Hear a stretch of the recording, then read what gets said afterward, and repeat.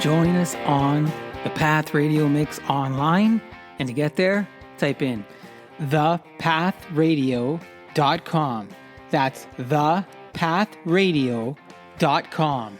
And enjoy free streaming music all day long. That's it. thepathradio.com.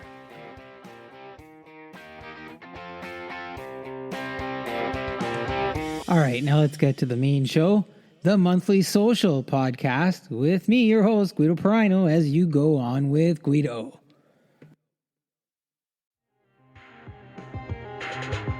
Hello and welcome to the May Show here on the Monthly Social. Thank you for being here. I've got Ryan Jones from the new band Corvus Lore. We're going to be chatting plus listening to 3 of their songs. Then Kenneth Rosa, media manager at the Father's Rights Movement, who's also on the board of directors for the Equal Not Less Project for equal parenting and advocacy outreach. Then we're going to look at the cost of returning to normal, plus a whole bunch of bizarre things happening around the world and some sports stuff. So let's go. Now, before we get going, a quick word from one of our friends of the podcast, Johnny Prosciutto. Johnny Prosciutto, artisanal Italian homemade products. We make it like our grandfather, or as we say, nonno. Naturally cured, old-fashioned, and delicious. Order online at johnnyprosciutto.com. And we deliver right to your front door, where the only thing left for you to do is enjoy it with your friends and family. That's johnnyprosciutto.com. That Johnny Prosciutto fresh sausage is great on the barbecue. And you don't even have to be living in Montreal to get some. Anthony over at johnnyprosciutto.com. He'll package it all up. He'll send it to you. Comes arrived all packed in ice and everything. Great job over there. Anyways, yum yum. So every month I say, wow, we're in blank month. And here we are in May, and I'm going, wow, we're in May, just coming off a really, really rainy April here. Bizarre weather. I mean, a couple of weekends ago, it was 29, 30 degrees here. And folks were in shorts and shirtless and, doing yard work. And then it feels like for 14 days after, it's been raining. A little bit of rain, and a lot of rain, a little bit of snow, a little bit of frost, a little bit of sun. Just one of the more strange Aprils that I can recall anyways. But it's raining and the grass is growing and things are getting green and summer is just around the corner if you're a summer person. There's a lot of other weird stuff I've come across lately too. Just weird things happen all over the place. I read this one story where our friend Arnold Schwarzenegger got fed up with a pothole in his Los Angeles neighborhood. And so he went out, got a shovel, and got some of that packaged asphalt. And him and a friend started filling in the road. He says, I'm just gonna fill this pothole myself in the Brentwood area. And pretty amazing. So yeah, the Terminator is fixing roads now, it seems. And there was another one where this was in Germany. A landlord was sunbathing naked in the courtyard of his building. And so his tenants took him to court to get their payments reduced because they felt that him sunbathing naked warranted a discount on their rent. Poor fella. And there was another oddity. So a passenger at the Boston airport gets arrested for trying to sneak a vampire straw onto the plane with him. And a vampire straw, basically now as plastic straws are being replaced, and you see paper straws and you see reusable straws, but a vampire straw is almost like a stainless steel type of straw with a sharp tip at one end. It's called a vampire straw. So it can almost be used as a dagger. And so that got taken away from him, and he was arrested for bringing that straw onto the, trying to bring that straw onto the plane, it seems. Other things, and I opened up with talking about weather and environment and things like that. Now, look, whether you subscribe to the idea of global warming or not, this makes for an interesting story. It seems that a new scientific study on climate change suggests that because the air is getting thinner, it is impacting the game of baseball. Yeah. So how's it impacting the game of baseball is that it's actually helping increase the number of home runs being hit because the air is thinner.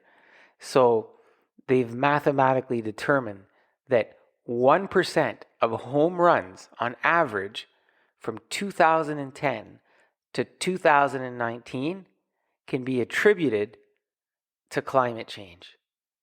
Now, how do you account for that in the record books, eh? I don't know. Seems unfair to the folks that came before 2010, don't you think? All right, maybe I'll look at some more bizarre stuff a little bit later on in the show. I do want to get to our featured guests, some great content from them, and I know you're going to look forward to that. Before I do that, if you haven't had a chance, speaking of content, I just recently launched the new Path Radio Mix Spotlight YouTube channel. And there's a couple of great interviews on there. We've got Bob Madsen from the Grafenberg Disciples. And then I've got Dale George Lytle from the band Angelas. And look, both are great fellas and talk about great stuff they're doing with music. So check that out. That's at youtube.com/the the Path Radio Mix. I'll put it in the show notes so that you can link to that if you want to check out those two great interviews. And then also the coachescall.com has been burning with the NHL playoffs going on. And, all the Toronto Maple Leaf drama and New York Rangers. And I have Salme Dahlstrom, one of our musical guests and electro music guru, joins me for one episode. We talk New York Rangers. She gives us some live updates there. So again, that's the coachescall.com. It's on YouTube, but that'll take you directly to the channel as well. And lastly, I just recently posted our last month's interview with Kelsey Kimberlin, and that is on the Monthly Social YouTube channel. So youtube.com/@the Monthly Social. And that's the video version of our audio interview, as I've been starting to post some of our back episodes on there. So there's several other episodes that you can enjoy there. Okay. So a little bit of house cleaning there and guiding you to some other great content that I've got. Now, let's get to Ryan Jones and Corvus Lore. I am happy to welcome to the show Ryan Jones, lead singer, writer, and rhythm guitarist from the emerging rock band out of California, Corvus Lore. Alongside Ryan is Micah Netto on bass and vocals, Joe Cloutier on drums, and Eric Fraser on lead guitar. Welcome to the show, Ryan. Thanks for being here. How you doing today? Doing awesome, Guido. Thanks for having me, man. Really appreciate it. How's the Bay or the South Bay? Well, it's sunny right now. We're kind of done with the monsoon that I'm sure all of you heard about. It's been absolutely crazy, wicked weather down here. Just the rains have been astronomical. But it's a beautiful day out here right now. Monsoon, so like really a lot of rain? Oh my gosh, yeah. California's been in droughts for I don't know how many years, but that's been all wiped clean. I mean, we had record snow levels of 700 plus inches, and I think people are still digging themselves out. So, but it was welcome, but I think everybody's done with it. So is it so drenched that we're not going to hear about the fires this year, you think, or what? That's a great question. I hope we don't hear about the fires this year. It seems like every year, right? California is dry and then burns up and then just hit repeat. So hopefully that's not the case this year. You said monsoon. The last monsoon I was in was at this place called Kiribati. It's a little island off in the distance from Hawaii, and it's in the middle of the ocean, basically nowhere. And we get off the boat and we go to this little island, and I see everybody who lives there, like the normal folk who live there, the residents. They start scattering. They just start running. And we're tourists. And I'm like, where's everybody going? Right? And then wham, this big monsoon comes through and, the waters just rise quickly. And as soon as it came, like within 10 minutes, it was gone and everybody came back out. And I was like, well, all right, well, thanks for, looking out for the tourists here. You guys are left to your own devices there. Yeah. Yeah, no, they call them atmospheric rivers out here. We just kept getting one storm after another, but anyways, we're here. We're still above water, so all is good. Above water is good. And so we're talking California, we're talking the Bay. Just transitioning into music a little bit, because that's what we want to talk about. We want to talk about music with you tonight. So I've talked with some other folks and they're saying, yeah, the music scene in California has been changing. The music scene in Los Angeles has been changing. Is it? Like, what are you seeing in terms of and what's the change? Are we talking people leaving? Are we talking the type of music or? It's really hard to put your thumb on it. I mean, you hear the talk, I'm sure you have forever. Everybody talks about how rock is dead. And I mean, we even had a PR firm turn us down because they said, rock is dead. And we're like, are you kidding me? Everywhere we turn, I mean, there's great rock and roll coming out there. Some of the classic rock is still alive and well and always will be. And then you got great new emerging rock. And it's just, to me, rock has always stood the test of time. And I think it always will be forever present and just a mainstay in terms of a genre. But,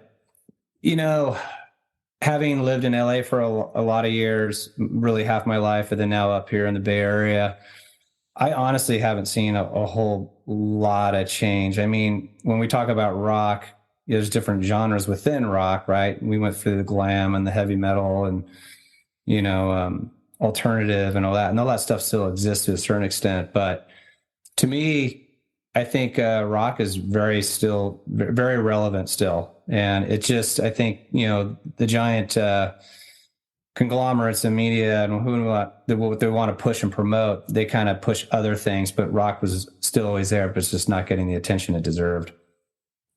Yeah, I you're saying that, and I'm thinking, and like I've seen so many, different genres of rock come through the last little while, and I'm thinking to myself, man, it's alive and well, and people are starving for it, and like I hear your sound, Corvus Lore, I hear your sound, and I'm thinking, yeah, people are starving for that sound, and as I'm talking to fans or as we get inquiries and stuff.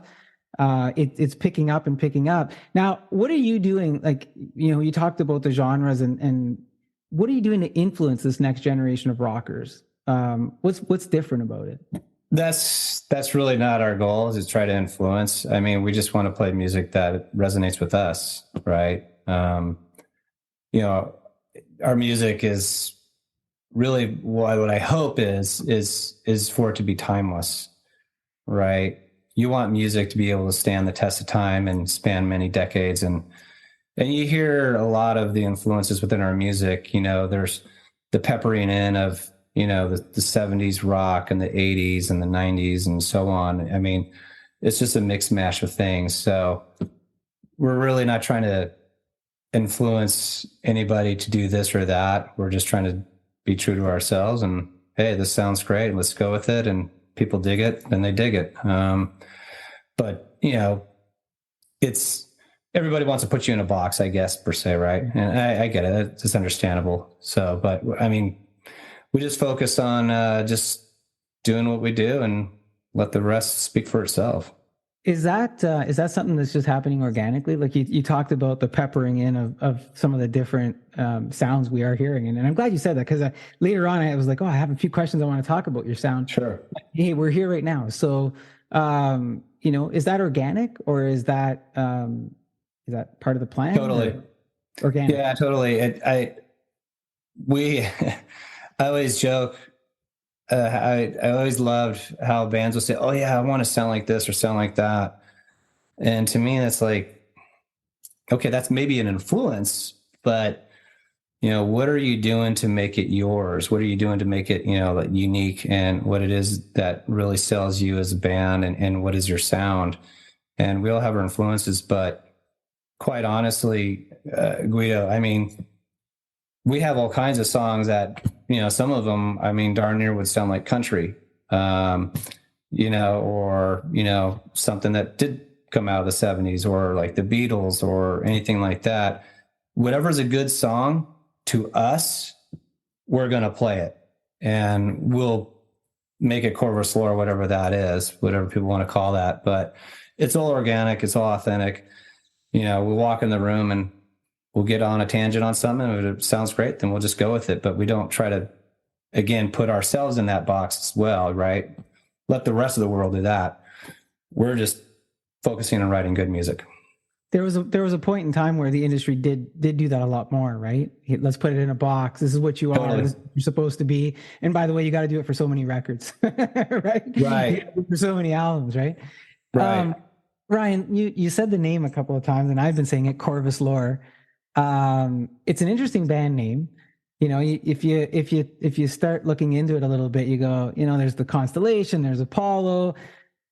Is that where this came from, and how did you guys get to this point of the name of the Corvus lore name? I wish I had a really awesome, cool, radical, sexy story to tell you about it, but I don't. All right. And some of the things you just share with me right now is like, I didn't know about that. That's pretty cool. Oh, no way. Yeah. So the truth be told is, before we were Corvus lore, we were actually called Silent Picture Show. And our first album was called Corvus lore. And anyways, we got some notification from some attorney guy who's representing some other band that was similar of name and was threatening us to change the name. And it was a little ridiculous. So long story short, our lead guitarist, Eric Frazier, said, let's just call the band Corvus lore. And that's what happened. And he's a big Alfred Hitchcock kind of guy and all that stuff. And the Crow. There we go. So there you go. I mean, that's where it kind of came from. An accidental thing. I like the name better than Silent Picture Show, though. So it worked out in the end. Yeah, I think it's pretty funky. And, with the whole crow in the middle. And so I took you down a path. I was all excited. I was like, oh man, it's the Crow. Like, are they going to come out dressed? Like, are they going to do theatrics? Are they going to do the Crow? They're going to do like a Kiss theme at some point, and long black leather coats and everything. But no, it's not. No, I mean, what Peter Gabriel did some crazy stuff with Genesis back in the day, right? Where he wore those giant, I don't know what the heck you want to call those things were, but I can't imagine playing and stuff like that. You're not going to. You're not going to bite the head off a crow or anything, right? Like, no, I don't want to. I can't one up Ozzy. All right, I'll quit on that. You talked about the band and being organic and folks always, well, how'd you guys get together? How did y'all meet? And your origins are noted as being from South Bay, right. and you could tell us maybe where each member might have come from. But, as cool as that is too, what brought Corvus lore together as a band? And what I mean are, what are your elements? What are your characteristics? What are the events that brought this group together, including your origins of geographic origins in terms of where you came from? Right. Well, as you mentioned, I'm from the LA area, and I was living up where I do now for a handful of years, actually, and I was doing session work back and forth between here and LA. And the band really actually first, some of the band members, myself included, met at worship. We were on a worship team. And Mike Oneto, our bassist, was on the worship team quite a bit. And I would come in every so often as a guest. And then actually more often than not for a while there. And then Joey Cloutier, our drummer, same thing. He would be a guest there. And it was funny. Eric Frazier, there was just one time he actually played there, and we were in the back parking lot between sets, and Mike Oneto, our bassist, I already shared some tracks of music that I've done in LA. So he was familiar that I was writing. And he just mentioned in the parking lot to the other guys right there, say, hey, you know, we should all play together sometime. And okay.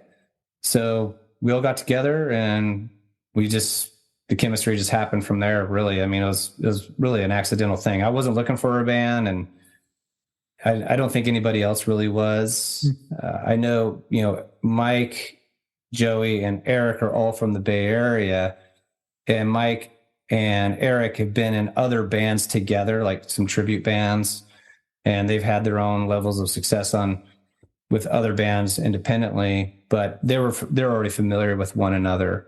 They haven't played in bands together prior to us getting together. So it was just an accidental meeting. And so that first time we got together, I mean, it was just so fluid, it was so natural. The chemistry was just right there. I mean, it was a given. We had to do something. I like the story, like a bit of a subtle acquaintance, if you will, through common interest and whatnot, eh? Right. Yeah. Right. How important are your roots when it comes to music, and your roots, where you came from? How does that play into, and not just yourself, but any of the guys in the band? How important are your roots to you? I think they're very important. I mean, they do shape us, right? We were talking about influences a little bit ago, but there's also that thing where, aside from influences, it's just part of who you are, right? Your DNA. Yeah. Yeah. Music runs in my family quite a bit. My mom was a classically trained opera singer. Wow. And pianist, and my dad's mom was the president of the LA Unified School District's Music Association, and she taught the neighborhood kids how to play piano as a single mom back in, you know, back in the 50s. Oh, wow. I know Mike, you know, music goes back in his family quite a bit, and so does Eric. And so, you know, I think the guys, you know, really tap into that quite a bit, to be honest. And they don't just settle on influences. Again, I think it's just part of who they are. I think in order, if you really want to be successful in music, or really anything in life, right, outside of like influences and things that you like, I think there's just something that has to be within you. You know, whatever that is you want to call it. Like I just called it your DNA or whatever. I think that just has to be something that's wired into you. And all of us have that wiring, without a doubt. Because you have that family history in music, and it sounds like an accomplished family history in music. Do you did you feel pressure in any kind of music pressure growing up? No. My mom unfortunately didn't really get a chance to do much with it. Having raised a family, you and I were talking about kids a little while ago before we hopped on, and so she didn't get really to pursue it in the way that she wanted to. And you know, as mentioned, my dad's mother, you know, she was, like I said, she was a single mom, so she was just trying to make ends meet and everything. But what's really cool is that, to your point, do I feel pressure? Because I think I do feel a little bit from the families, like, oh, someone in our family is actually doing something with this, right?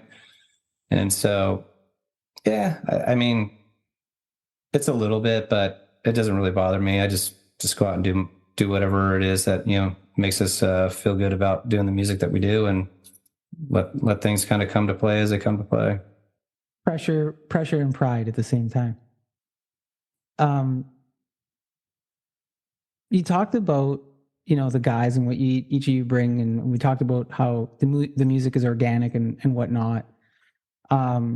What should fans expect from the music in terms of, are you?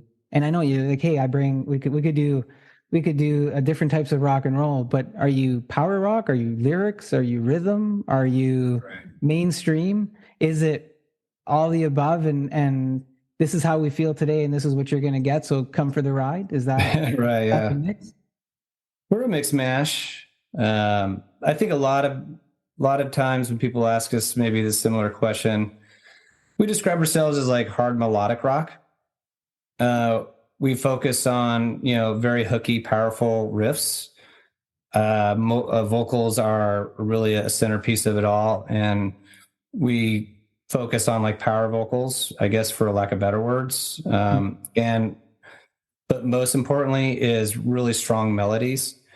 I think that's something that's missing nowadays. I just don't think people really focus on the melody and the lyrical content as much. I agonize over lyrics. I will spend literally like a week on one sentence on a verse, and some songs they just kind of write themselves, but those are incredibly few and far in between. But I think we're just trying to write songs that will be something very memorable and obtainable and familiar to the listener, and something like, I don't know what it is about this song, but I gravitate to it. It sounds familiar. I like it, but it's different.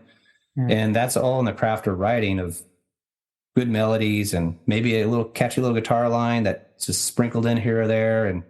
And the lyrical content where it can't be like too on the nose. For me personally, when I write songs, I don't like come out and nail you right on the nose with this is what the song's about. I want the song to be left open for interpretation. It means something to me, but let it mean something maybe possibly entirely different to someone else, right? So that's kind of like the focus of us, is just really strong hooky rock, and hopefully it stands the test of time. When you're agonizing over that line, right, that lyrical line, is it because you're trying to fit a mathematical rhythm in the song, or is it because you really are agonizing over the meaning of the word or the placement of it, or more of the meaning as opposed to the math of it? All the above. You just mentioned. Okay. There's so many ingredients, right? I mean, you just nailed it. It's all the above. Yeah. And something might sound really, really awesome, right? Or feel good or whatever it is, but the word itself just doesn't roll off the tongue right, or something, or just sounds a little out of place, right? So it's all the above, Guido. It's write it down one way, pronounce it another when you're singing, right? right. And I had it up here, but now it's going to end up over here, right. So if I listen to Corvus lore at home and then I go see you guys live, what will I hear that's the same, and what will I hear that's different? Everything you hear live is the same as you hear on the recording. You're not just a studio band. Far from it. Everything you hear on the recordings album, you will hear live. We don't do any backing tracks or anything like that. We're singing all our parts. We're not flying in drums and stuff like Motley Crue or anything like that. I'm sorry. No, no overdubs. No, no. Look, I know a lot of bands do it, and I think there's a place for it, right? And I'm not trying to, say anything negative about it. Honestly, I think we're probably just too lazy to try to think about, let's put all tracks in and all this stuff. Let's just execute it live. It's just one less thing for us to worry about, right? Oh, do you got the tracks? No. So, I mean, I do my best to hold down the rhythm, and Eric obviously is phenomenal lead guitarist, and he takes care of the rest. And Mike is really in a band in his own right, because of the bass lines he writes just are from another planet. And Joe is just that, quintessential power drummer that just fills in all the gaps. So yeah, I think a lot of people, when they hear us live, they're always very pleased and really surprised, just like, wow, that's what I heard, on the track. So it's really cool. Yeah. And, going back to what you said earlier, right? The band in a box, right? Stuff gets overproduced sometimes, and you kind of go live, right, and that's not what I heard when I was listening to this at home. Why does it sound this way? Right. Right. And I think when you go and you do hear it and you go, hey, this is exactly that same melody, that same rhythm, the same words, the same sound. Now you're surprised when you hear that, because you're like, wow, this is great, right? I'm getting what I heard and what I connected with in the first place. So Right. What you see is what you get. It sounds like with Corvus lore, then in terms of I would, as a fan going to shows and some of the concerts I've been to, I remember being disappointed, right? Just like, what, you know? But yeah, I understand there's a time and place for everything, but yeah, for us, no. All right. So we're not going to see any, aircraft carrier rentals and videos that, that would give you some crazy environment or anything like that. Well, the videos are a whole other thing. We like to have the fun with the videos. Yeah. Well, right. I was going to get to those too, because those are really nicely produced videos, by the way, just that are on your website, corvuslore.com. You can go there and check out the videos there. We'll have that on the notes. Yeah. Too. So that's, there's a phenomenal videographer, director, producer in the Bay Area. His name is Mike Sloat, and he is an absolute magician and pulling the videos together for us. We actually just finished filming our third single video this past weekend, and I think the band still hates me for it because it was another level. It was a big ask. I'm not going to reveal much, but it was it was really challenging. Let's just say it dealt with a lot of water. And but Mike Sloat is phenomenal. So that new single is going to drop on May 9th with the video to support it. So look out for that. May 9th with video to support. And all we know is it involves a lot of water. This is what more can we ask for? Like, I'm going to be thinking about it. Ryan, is there, maybe it's not fair to me to ask, but maybe it's all of you. Is there a band member who, shows up first and leaves last? You all sound passionate. So is there? Yeah. Well, Joe is usually the first one there because we rehearse at his house, but sometimes he's not there because he's running late. So we late to his own home. But no, we all leave at the same time. I would say a few years ago, I was always the one there first, but it seems like I'm straggling in a little bit later than everybody else nowadays. But no, we get in there and get it. We probably rehearse for 2.5 hours or so, and that's about it, and get out. When you're not with the guys and doing that, are you always, on your guitar or doing something like, is that part of your everyday no matter what? Not every day, but just about. I mean, I'm always fiddling, and I always have an idea in my head that I want to work out maybe on the guitar or something like that, and maybe bring to the band during the next session or something like that. I have a weird habit of coming up with melodies in the shower, probably as a lot of singers do. But so I mean, it's part of your life, right? Going back to my comment about being in your DNA. So I'm always thinking of something. So you got to pick up the guitar and work it out. So you're doing lead vocals, but you're also playing guitar. Do you have a preference between the two? If the band would let me, and have like another guitarist come in, I would love that. And I would just do lead vocals. Right on. I'm a singer at heart, and I'm sure you've heard it from a lot of other artists. There's something about singing vocals with an instrument hanging on your body that just, for whatever reason, makes it that much more challenging.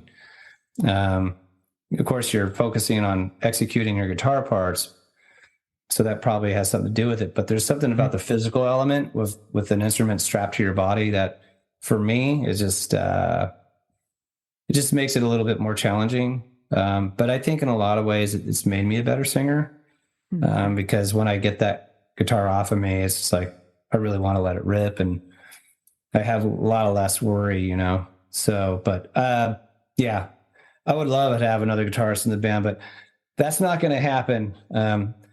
Eric, our lead guitarist, is like, oh, hell no.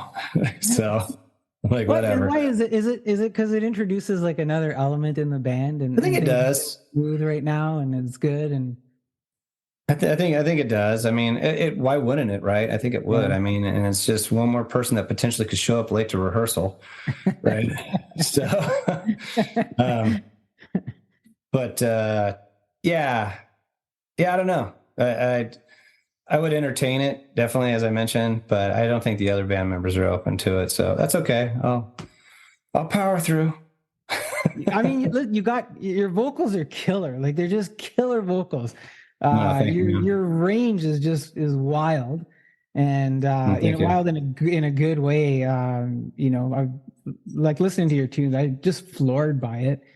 So powerful, and it was just I was thinking, man, like, and you said earlier, I just try to keep rhythm. I'm thinking, well, is really the guitar, but your guitar, it sounds good. You got the rhythm, and it sounds good too. So.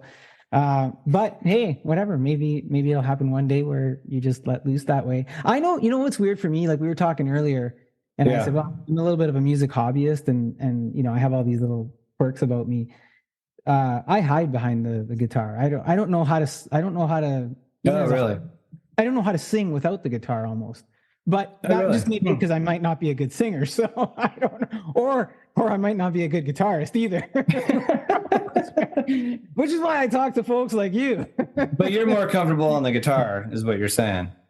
I'm not. I'm just more comfortable if I could do both things at once, which is I don't know why. Right. But anyways, look, less about me, more about you. Do you have a favorite go-to guitar since you have the guitar? Or? I love my 339 semi hollow body Gibson. It's I call it my mojo maker. It's an awesome guitar, very versatile, and I know Gibsons are supposedly famous for not holding tune, but this one, it's just rock solid.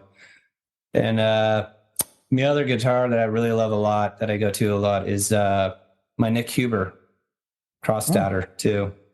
He's a German luthier. He only makes about 200 guitars a year. Wow. And this guitar is it's massive. It's a beautiful guitar. Kind of has like a Les Paul Jr. look to it, but this thing's on steroids. It has a soap bar P90 in the neck pickup and a humbucker and the bridge, but it has just a big fat neck, and that thing just growls. It's just phenomenal guitar. Yeah, look up Nick Huber. I mean, he is incredible, incredible instruments. But yeah, those are my go-tos. What about you? What do you play? I have a Norman guitar. It's an acoustic Norman made in Canada. Okay. Yeah, there was this. I've told this story before. There was a little shop when I lived in Toronto called Waltz Music, and you could go in there and they'd let you do whatever, like pick whatever guitar you want, play around. And so one day I kind of said, yeah, you know what? I really like the pickup in that guitar. I like the neck in that guitar. I like the body in that guitar. And they're looking at me, and I'm like, yeah, it's too bad. And they're like, well, just order it. I'm like, what do you mean order it? They're like, we can custom order it for you. You want those three things? It's the same company. They'll make it for you. That's right. So I went home and I told my wife, and I said, I don't know, it's going to cost this much. And you told your wife? I did. Tell your wife? Yeah, man. So she's like, just order it. And I'm like, what?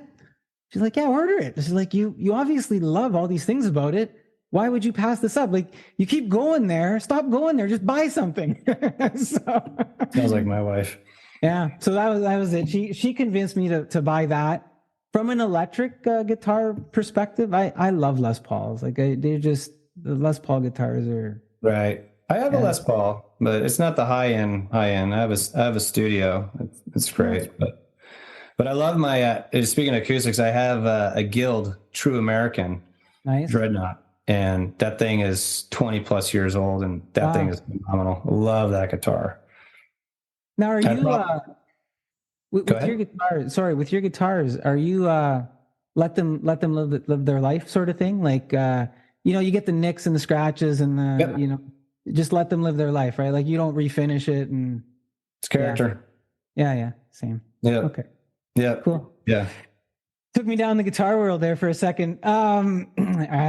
Yeah. Look, when you've hit the stage, you've played like your band. You guys have played with other fellow musicians and whatnot. I know that you recently shared the stage with the band Tesla, right? They're iconic rockers and whatnot. Long before Elon Musk came around and started right. That Stole right? the name. Tesla, the great radio controversy. What was that like? And did you have any stories that came out of that, or was it, hey, they're playing their thing, we're playing our thing? And no, well, I mean, it was, first of all, it was a total honor to play with those guys. And I mean, as you mentioned, it's a legendary band, right? And speaking of music that's timeless, I think their music's timeless. Mm-hmm. And but yeah, they were absolutely beautiful human beings. They couldn't have been nicer. Can't say enough about them, how gracious they were. And everybody on their staff, they were just wonderful, wonderful people. And they just really treated us like rock stars as well, which was really nice. And they liked what they heard. It was funny. Jeff Keith's wife was talking about our video and stuff like that, and how cool it is. And we're like, right on, that's pretty awesome. But there was a pretty funny story where so it's at the Reading Civic Auditorium, mm-hmm. and the doors open at 6:00, and we were supposed to do our sound check literally like at 5. And Tesla was still finishing up their sound check, and it was past like 5:30. And the sound engineer that was running for us that night, he came up to us and said, "Hey, how fast can you guys set up?" And we're like, "Oh, we could be set up like in 10 minutes because we already had a lot of stuff set up already and everything." And he's like, "Okay, well then we'll do your sound check." And he says, "We're going to hold the doors for you for 15 minutes. I thought, wow, that was pretty cool. Right. So we're setting up. We finally take the stage at like around 5:40 by the time, we're all ready to go. And then Eric, our lead guitarist, Frank Hannon, is still hanging out on the stage. And Eric is like, "Hey, Frank, you want to check out his 50th anniversary Gibson Les Paul?" Oh, nice. And it's beautiful white Alpine guitar and everything. And Frank is just like, "Yeah, I want to see that." So anyways, Eric shows it to him. And then right away, Frank's calling some guy he knows in guitar shop, talking about the guitar. And then, he's holding the guitar and all this stuff and everything. And I'm standing there going, doors are opening. We haven't even hit an instrument yet. And it was super cool. Frank was so into it and everything, but Eric had to "Hey Frank, thanks and everything, but I got a sound check I got to do." It's like, are you freaking kidding me? Did you just try to big time Frank? But it was super cool. But yeah, the whole evening was awesome. The fans were fantastic. I mean, those fans are just crazy about Tesla, and they really loved us as well. And it was an awesome experience. So we're hoping to get to do that, a few more times with those guys and others alike. Right on. That's a good story. You brought the fans into that. What relationship do you have with the fans? Like, what is the Corvus lore relationship with the fans? In what way? What do you mean? Are you out there with them? Is it personal? Is it? Oh yeah, absolutely. Yeah. I mean, you want to be like approachable and with them and you're just, we're just Corvus lore. We're not really some, Guns N' Roses Tesla band or anything like that. But we make the time for anybody and anyone, anybody who is coming out and watching our music or listening to our music. Trust me, we're going to make the time to interact and connect with the fans as much as possible. And for me, the relationship I hope to have is that they just love the music so much that they kind of adopt it into their lives and share with others. But yeah, we love hanging out and just, I mean, after a show, we'll hang out for as long as it takes, or long as forever, just chilling with the fans all night long. Right on. So put your Corvus lore on your playlist, and then go check them out live, and then go see them and get autographs. Right? That's something like that. Right. That's usually how it works, right? No. Listen, you mentioned Guns N' Roses, and you also played alongside Dizzy Reed from GNR at the Whiskey A Go Go. I love the name of that, Whiskey A Go Go. Was that playing together, separate acts? What was that like? I guess what was that?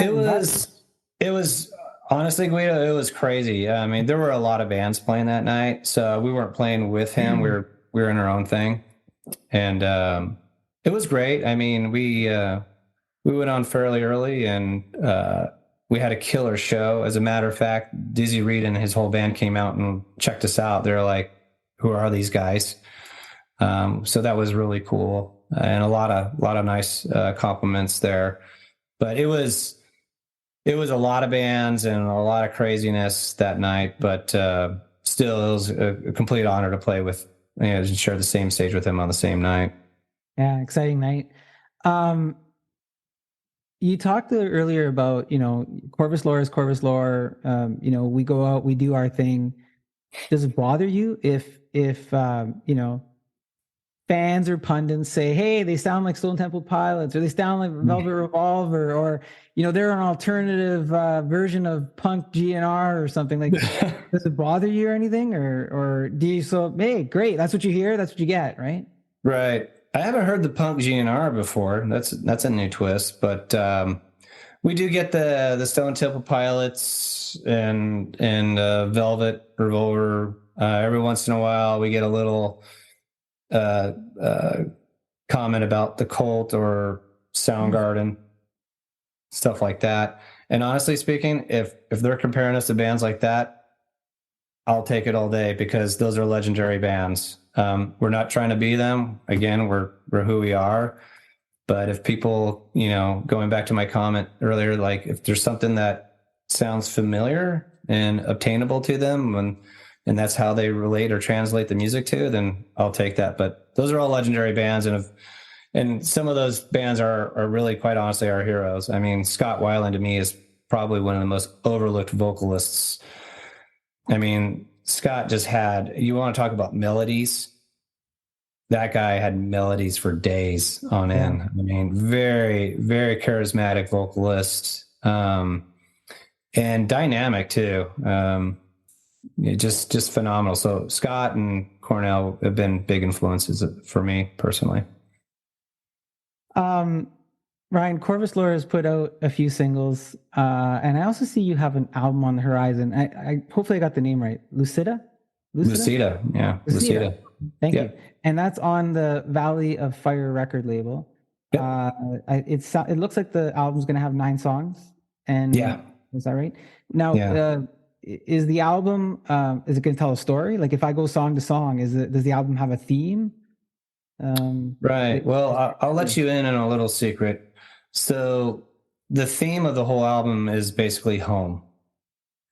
And Lucida essentially is like the brightest object within the sky within a given constellation, and it's like the center of all things. And when writing the album, each song is about coming home, whether it's not your physical home, but home to who you are, coming home and having peace with a certain event in your life, a realization, and an understanding. And it's just the recentering and a focus of everything that all is and are, right? So that's really what the song is a lot of, the album's quite a bit about. It's just, there's a common thing about home and understanding and just realization of who you are and where we're at and where you came from.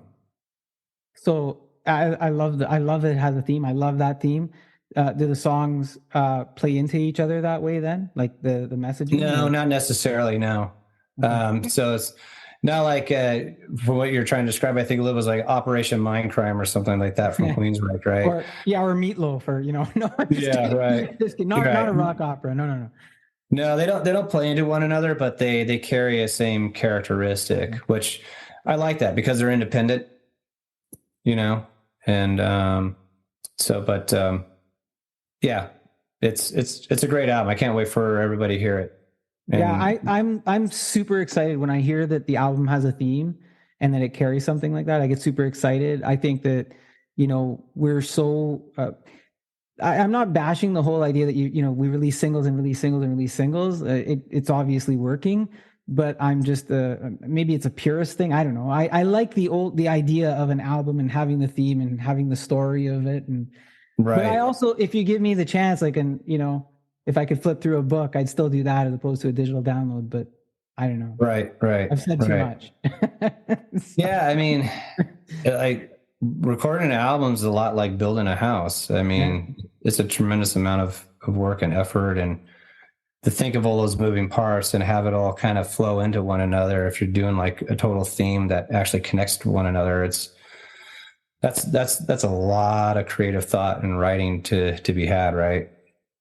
Is Romantic Traffic, that's one of your singles, is that going to be a lead-off single for the album, or is it going to be something else, or can we? So our first single was Boxing Ballerina. Yeah. And Romantic Traffic, was the second one. And so, no, are you talking about the song order itself on the album? Yeah, you're gonna... Shoot, you know what, Guido, I think you caught me. Off the top of my head, I don't even know what the lead-off track is. I think it's, gosh, what is it? It might be, Calling Jupiter. I'm not sure. All right. Well, we'll see. I could be totally wrong. The band's going to listen back to this later and go, you idiot. So no. Okay. We'll cut this up. No, I'm just kidding. Valley of Fire record label. When did that happen? What led to that? Right. How are things going with the label? What does it mean for you to be signed with that label as part of the band's journey? Right. So Valley of Fire, they're a fairly new label, and we actually got connected with them through one of the founders, Tim Narducci. Tim Narducci is also the same person who produced and engineered Lucida. And Tim Narducci is a phenomenal musician, singer, and songwriter in his own right, and also happens to be one hell of a monster producer. We call him Golden Ears Narducci. He's just, the guy's amazing. And so when we recorded the album with him, it was probably a little like a year or so later that he and his other partner, JJ Garcia, of the label, approached us and said, "Hey, we really love the music and we love what you guys are doing, and we'd like to see if you guys would be interested in signing on board with us." And having that relationship with Tim and knowing how he was and how authentic and real and true and what a wonderful human being he is, we thought, well, this is just kind of a no-brainer for us. I mean, and JJ Garcia has a long history of being in the music industry, and he's a powerhouse in his own right. So we just knew we were in good hands. It was a no-brainer. It's interesting, like I talked to a lot of musicians lately with the shows that I'm doing, and more I'm hearing that, like when folks are signing with a label, it's really coming down to that relationship and that personal relationship, and it's almost like a mutual investment between the two. It is. It's less of a, I guess, if I can say older days, it seemed more of a transaction, and now it seems more of a personal transaction, relationship transaction. So. Yeah, because you're exactly right. Valley of Fire they don't care what music genre they're just interested in great music, because they're lovers of music, like you say yourself, right? You and I are lovers of music, and that's what they want. And they know if they just continue to sign up great acts, great bands doing great music, success will come from that, instead of just focusing on, trying to be the success right away and doing all the shenanigans. They're more invested in understanding the music, how great it is, and building that relationship with the artists. And that's what they've done. I mean, they've been phenomenal. So we're very, very proud to be on that label with them. Hats off to the label. Glad that you guys have that and that they're working with you. Look for more great things from them too. You had talked earlier about we talked about the video Romantic Traffic, and when I was watching it, I was like, yeah, it looks like a fun video. There's an airplane backdrop for that video. Where did you shoot it, and what's going on? Why the airplane backdrop? What's going on with that?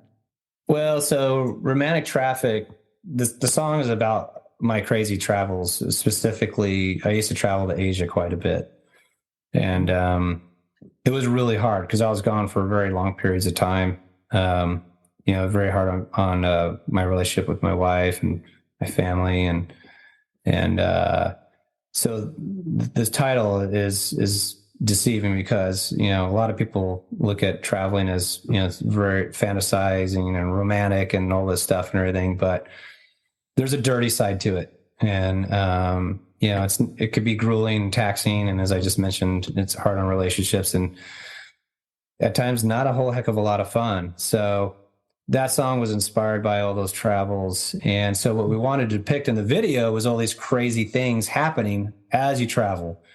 I'm in a rickshaw in one scene. I'm in a cab with a coked out cabbie driver and some guy in the back seat who has no space etiquette. And then you get on a plane, and then the staff on the plane you're not too confident in, and there's a lot of funny business and all that stuff. So that's what I wanted to depict in that video, and we totally pulled it off. Again, hats off to Mike Sloat, video director. That video was filmed in Santa Rosa, California, downtown scene Santa Rosa, old downtown Santa Rosa. And the plane is actually the plane from that Santa Rosa Airport Museum. I forget the name of the Petaluma. No, not Petaluma. Santa Rosa Airport Museum. And that plane was in James Bond, I think it was Goldfinger movie. Oh, right on. Yeah. Yeah, 1964. That was the plane that they filmed, I guess, some scenes in it. And they just coincidentally had it. I wasn't looking for that plane when I was scouting out locations. I was actually looking at other planes. And they just so happened to have it there. And we're like, we'll take that one. And so we did all the filming in that. And it was great. And V Dragmond, who was our flight airline attendant, she stole the show. She was awesome. She was great in that video. So it was a lot of fun shooting that video. We did it in 2 days. Oh, wow. Yeah. I love it. I love it. So folks, if folks go to corvuslore.com, there's a link to the video there. I'm going to put the link in our notes too, because it does. I love the video. It looks like a fun video. How important are videos nowadays? And I go back years and years. We talk MTV, or up in Canada, we used to have Much Music. We still have Much Music. They just don't play music anymore. They play movies. But how important is the video? I've just been seeing more and more bands do videos now and putting them out there this way. Is there a resurgence? Are we seeing something? Absolutely. Yeah. I think it's necessary. I mean, first of all, it helps, I think, connect the listener to you. Right. There's a visual element that, like, oh, okay. You get that visual connection. And it's part of your branding too. Right. So it all ties in together. I think videos, they did fade for quite a while. Well, yeah, I guess you kind of blame MTV for that, because MTV was all about videos, and then MTV became nothing about videos. Yeah. But I think, again, it's another way for the listener to connect with you. And I think the visual element, which the video provides, is critical in building that relationship with the listener. So we take the videos incredibly serious, and we're really proud of this third one that's coming out on May 9th, which I think is going to be probably our best video yet. And that's saying a lot, because the first two videos were great. The first one, Boxing Ballerina, won the best rock video and Poppy Jasper International Film Festival out of hundreds of other artists. And so we're pretty stoked about that. But videos, yes, if you're a band and you're trying to get some movement and some fan base growing for you, and You better do it. You better do the video. It's super important. It's just another way for people to connect with you. So Ryan, we got the single coming out. We got the songs. We've got the videos. How about touring? When the album comes out, are you going to do shows? Do you have a schedule? Are you heading out? Anything like that? Would love to. Right now, we don't have any shows on the books. We're working on that as we speak. We're looking to probably drop the album on somewhere in July, like early July. So we'll be hopefully lining up quite a bit of shows probably thereafter, but we might get a few surprise gigs before that we're working on. But the idea would be great. Yeah, we're hoping to piece together a small tour of sorts, and you guys would be the first to know once we have something lined up. Exciting. Late summer, that would be awesome. Corvus Lore, late summer, new album tour. Totally looking forward to doing something like that. What is the best way folks can connect with you? Social media. What's your favorite social media, or how do you want folks to connect? The usual suspects, right? Facebook, Instagram, corvuslore.com, Valley of Fire Records YouTube channel. You got all those, and you can find Corvus Lore on YouTube as well. So yeah, apparently we have a TikTok account too. I just found this out like at our last show from our lead guitarist, he's like the IT mastermind genius, and we're being interviewed, and he drops that bomb on me, and I went, "What the hell? We have a TikTok account?" I had no idea. I admit I'm not really great at TikTok. For all the technology and video and all the stuff I do, I haven't done a lot of TikTok, so I'm gonna have to check you out, find out the TikTok. See, what are you putting? You must be putting the videos out maybe on TikTok too, then, or? I personally don't go to TikTok, so I can't speak to that. But yeah, the other suspects, Facebook and Instagram, you could definitely find us there. I admit, like a couple of months ago, I told the kids here at home, I said, I opened a TikTok account, and they looked at me and they said, "Why are you on TikTok?" Right? Like, are you trying to learn how to dance or something? So, I don't know. It's TikTok is new to me too a bit. So, right. Look, I've kept you way longer than I think you agreed to be talking to me. Oh, this is great. I love it. So I apologize for that, and thank you for spending the time with me and the fans who are going to hear you on here and on the Path Radio Spotlight and on the music with the Path Radio. I say thanks for letting us inside the lore. But before I let you go, is there anything else that you'd like to leave us with that, of the 10,000 questions I asked you that I didn't cover? No, first of all, thanks for having me and taking the time to spend this with me, and also just the opportunity to connect with you and your fans. It's what you're doing is important work. As we spoke before we hopped on, you're obviously very passionate about what you do, and it's people like you that gets artists out there and heard. So you're doing very important work, and there's a lot of great music out there. And without you doing what you're doing, a lot of that great music would never be heard. So thank you for giving me the opportunity. I really appreciate it, Guido. Thank you for your kindness. Letting it ride with some romantic traffic is Ryan Jones on lead vocals and rhythm guitar, Mike Annetto on bass and vocals, Joel Cloutier on drums, and Eric Fraser on lead guitar. They are Corvus Lore. They're playing right now on thepathradio.com. Their singles are available on Apple, Spotify, and a whole bunch of other social media channels, videos on YouTube. We got TikTok. I will have all of their social media contact information in the show notes. Ryan, thank you again. Keep on rocking, and I hope to have you back. We'd love to be back, man. Thank you so much, Guido. Thanks for having me. All right, let's listen to Ryan Jones and a little Corvus Lore with one of the songs that's going to be on their forthcoming album. This song is called Boxing Ballerina. Take it away.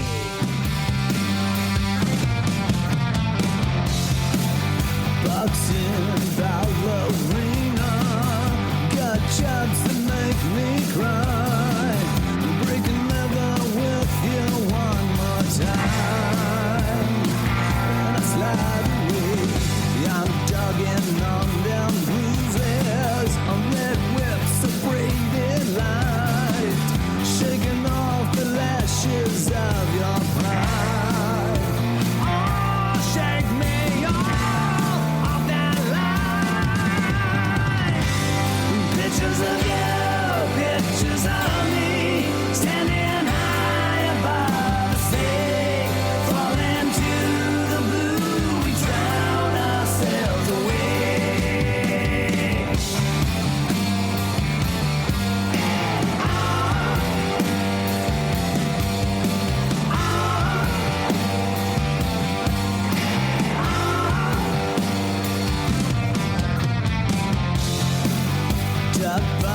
what's in between us. I gotta stand to kiss that blood. Feathers on my feet that carry me away, and you carry us away.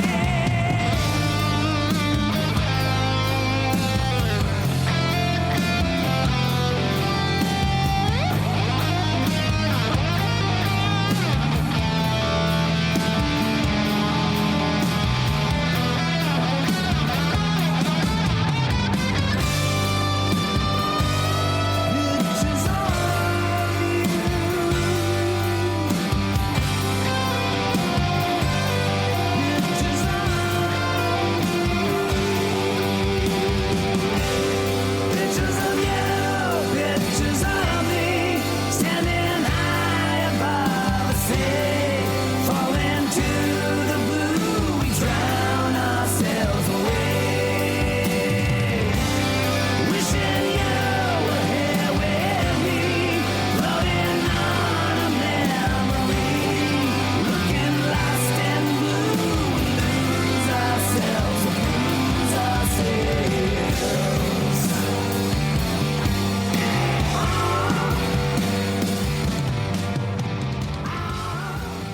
Pictures of you, pictures of me. That is Corvus lore with Boxing Ballerina. Stay tuned for more from the band a little bit later on in the show. For now, let's hear something from one of the friends of the podcast. This is Richard at Chasers Fresh Juice. Hi, I'm Richard Chase, introducing Chasers Fresh Juice, a local business in Toronto. We've been in business for over 20 years, initially supporting our local Toronto area and now servicing all of Canada. Chasers provides fresh organic juices, ingredients including citrus zest, dehydrated garnishes, and fresh citrus peels to enhance any cocktail or recipe you can think of. We have successfully supplied restaurants, distilleries, craft breweries, and bakeries across the country. Reach out to orders@chasersjuice.com for any questions you may have. We are a customized fresh juice company, and I'm sure we can help you. Thank you. Thank you, Richard at Chasers Fresh Juice, who is also a friend of the pathradio.com and the iOS app. So check out the app, and thank you, Chasers, for doing that for the pathradio.com. Now, let's get to the next segment of the show. And our next guest is Kenneth Rosa from the Father's Rights Movement and the Equal But Not Less Project. Let's check that out. I am welcoming Kenneth Rosa to the Monthly Social today. Kenneth is the media manager at the Father's Rights Movement and is on the board of directors at the Equal Parenting Advocacy and Outreach Organization. Kenneth, thanks for joining us. And how are you doing this evening? I'm doing well, sir. Thanks for having me. Hey, right on. Hey, Kenneth, can you set the table for us a little bit and tell us what is the Father's Rights Movement? So it started as an outreach on social media for, fathers that have been through the family courts, and they go in and they expect it to be, we're told that there's innocence until proven guilty and justice for all and red, white, and blue and hurrah. And then you go into family courts and you realize that's not really the way it works. So the Father's Rights Movement was started as an organization to let other fathers know that you're probably going to lose custody anywhere from 17, or you probably will get custody as high as 17% and as low as 9% in the United States of America. So what that means is if you're a father, you have a 9% up to 17% chance to get custody of your children after a separation or divorce in this country. So they basically started an organization, and the Father's Rights Movement is known for its emotional support line and things of that nature. Sometimes it's stigmatic for people or guys to want to call the National Suicide Hotline. So we started a crisis line or an emotional support line. And basically just an organization to let other fathers know that, what you're going through, you're not alone.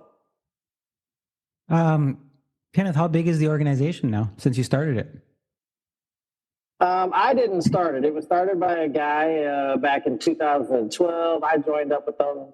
I found them the same way that everybody else did. I got to looking around on the internet and was like, there is no way that this is in any way coherently sane of what's happening to my children. So I found them, and then I joined up with them, been with a couple of other groups, and then the Fathers' Rights Movement asked me to come on board as their media manager about 2 years ago. And at the time, our social media had an outreach of around 700,000. And since I've been here, we're well over 1.5 million. So Is that just in the USA, or is that worldwide? Or that's worldwide followers on all of our social media platforms.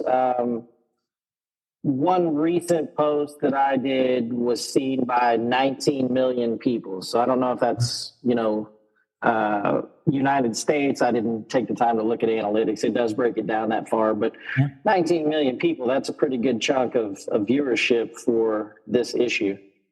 Yeah, wherever they may be, you're right. Kenneth, is the Fathers' Rights Movement made up of only male members? Absolutely not. So our followers are about 42% females. They show up and they're like, I never would have believed this was happening to this guy I love or like. And, I'm in this relationship, and then I've seen the way that the family courts have done him, and it's absolutely a travesty. And then we have a third generation of followers and people that are joining the Fathers' Rights Movement to say, what you did to me and my father when I was little was absolutely not in my best interest in any shape, form, or fashion, and this has to stop. So, like I said, somewhere between 40 and 45% are female followers, and a lot of our volunteers and things are females as well. You gave me a little bit of chills because it sounds like the kids are coming back and saying, hey, I want to be part of making this situation better for others because of what they experienced. So it did. You gave me a little bit of chills on the arms here, just thinking about that. Yeah, they're the forgotten voice and generation in this war on fathers, and that's exactly what it is a war on fathers. And so, they're coming forward, like I said, and they're like, hey, man, this wasn't in my best interest. I missed out on almost all of my childhood with my father. I don't even know the guy. We got to spend a couple of weeks here or there, and that's if my mom allowed him. And that child support money didn't mean anything to me. I wonder, there's probably a lot of stats around that child support money too, and how it's used or not used. You're using the words war on fathers. When did the war on fathers start, or how did it start? So the war on fathers, right? We have this stigma in the United States that, in the 60s and 70s during the free love movement and all that stuff, and dads just ran off on their kids and nobody knew where they were. And I wasn't around in those times, so I'll give you whatever it is that you want to put onto the stigma of the deadbeat father that always disappeared. Then you fast forward, and they started implementing social policies through the presidencies and through Congress and these areas. And they started what's called Title 4D. Title 4D is a funding mechanism that if the wife, we're talking back in the 60s, 70s, and 80s, were to leave the home or the marriage, that she was usually the stay-at-home parent, and so therefore she needed some type of help or assistance. So if she went down and she got on some type of state assistance, food stamps, TANF, anything like that, housing, the state then would go back after the father for the money the state had to spend to help his, soon-to-be ex-wife or whatever live. So then in 1996, they passed the Deadbeat Parents Act. It was everybody wants to make this a partisan issue of Democrat and Republican. And Bill Clinton did sign that legislation into law, but that was Newt Gingrich's Congress. So it's definitely a bipartisan targeting of fathers. And what that did is they took 19 million fathers overnight and they threw them all into this Title 4D thing. And instead of the child support officers having to chase down the quote unquote deadbeat dad, which was usually the broke parents, they started targeting the middle class and the wealthier fathers, because those were cases that the dude had a steady job and such. And what we've done is we've absolutely destroyed our economy. There's a statistic out there that says that 60%, so 6 out of every 10 people in a South Carolina penal institution are there for not being able to pay child support. Do you know what the average median income is for the inmates of the South Carolina penal institution are? No. Less than $12,000 a year. So you're incarcerating mostly minority fathers, black and brown, for not making more than $12,000. How can they support a kid when they can't even afford to feed themselves? I mean, I get it. Like, you want them to contribute, but we went about this in a penal way instead of a rehabilitative way. We don't have a family court that rehabilitates people to be parents. We have a family court that penalizes everyone, and we have to have a loser and a winner, which is a custodial parent and non-custodial parent. The non-custodial is usually the father, 83 to 91% of the time, and then mom gets all of the say-so, and that is so that the state can collect the child support. They send it on to mom, and then they turn in a bill to the federal government, and they say, "Look at us, we're great people and advocates for this child support, and it costs us so much per hour to collect this child support, and we need reimbursed." So then the federal government sends them 66 cents on every dollar that they spend. So basically that breaks down to 2 out of every 3 people in the collection of child support are paid to be there by the federal government. You're talking about prosecutors, you're talking about court clerks, you're talking about everyone that works for the child support collection agency. So anyone that has their hand in that, 2 out of those 3 people are paid to be there by the federal government. The statistical money that was spent from the Fed sent to the 50 states in fiscal year 2021 was $90 billion.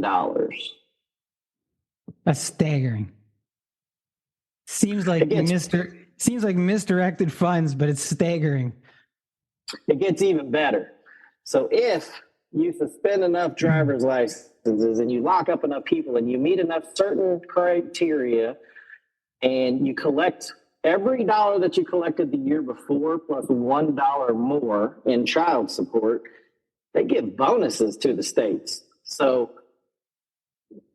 we're taking people's driver's license away, which never made any sense at all. How's a guy supposed to get to work to pay his child support if he can't drive? So you're making him a criminal to get back and forth to work. And then we were suspending their plumber's licenses and their electrical licenses and their trade licenses and things. So how's he supposed to work if you do all of these things that penalize him? So here we go back again to the penal institution of the family courts instead of the rehabilitative.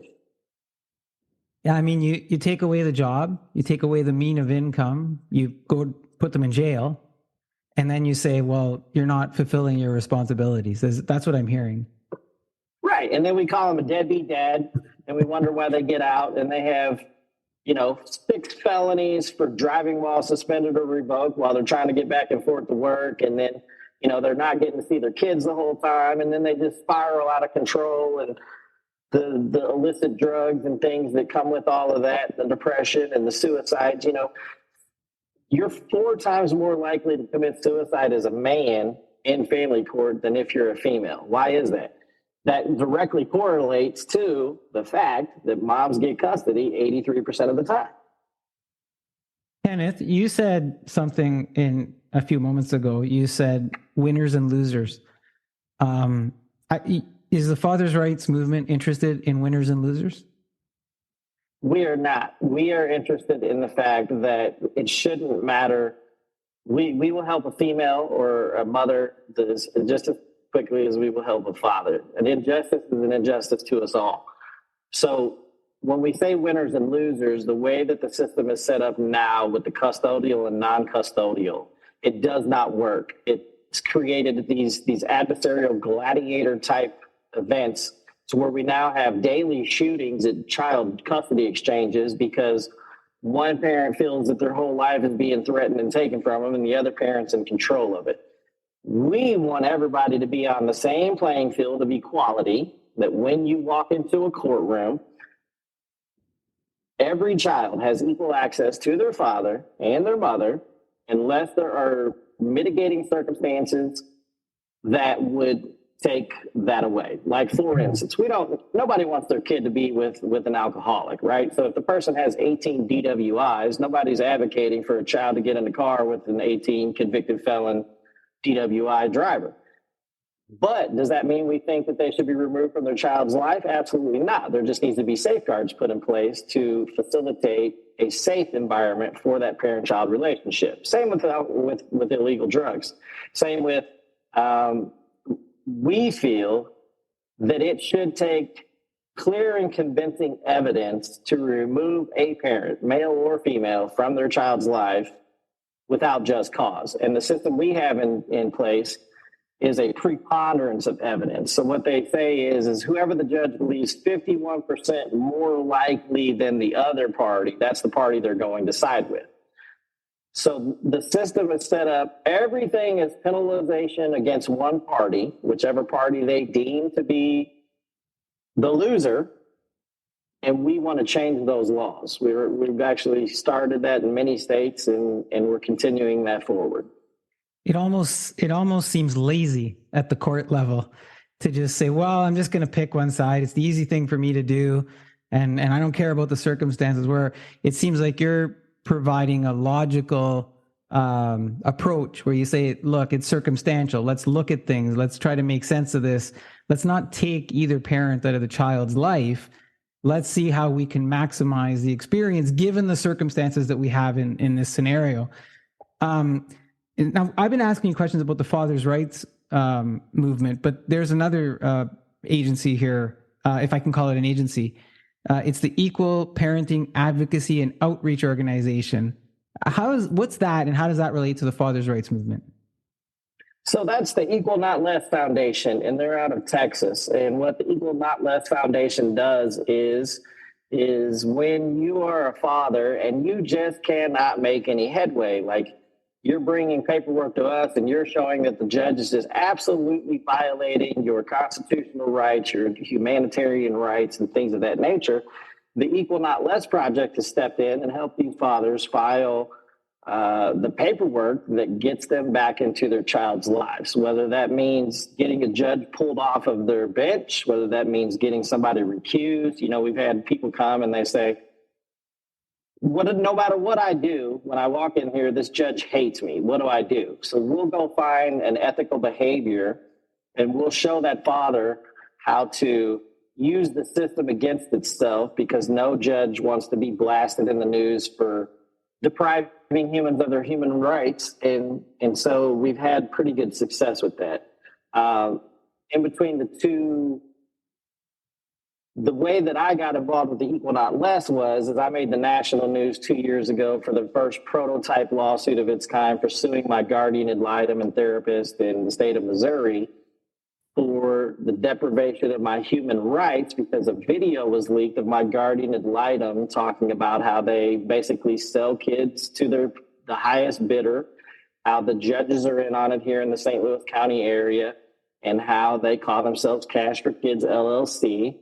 And that didn't really sit well with me. So we find that goes on a lot of different places. In my capacity with the Father's Rights Movement in Equal Not Less, I've been named in 4 gag orders, one out of Dallas, Texas, 2 in Miami, Dade County, and 1 in Washington, that the judge specifically listed that the parent, they were all fathers in this case, that the father was not allowed to speak to Kenneth Rosa, the Father's Rights Movement, or the Equal Not Less Foundation, because they didn't like their dirt getting aired out all over the internet. Can they do that?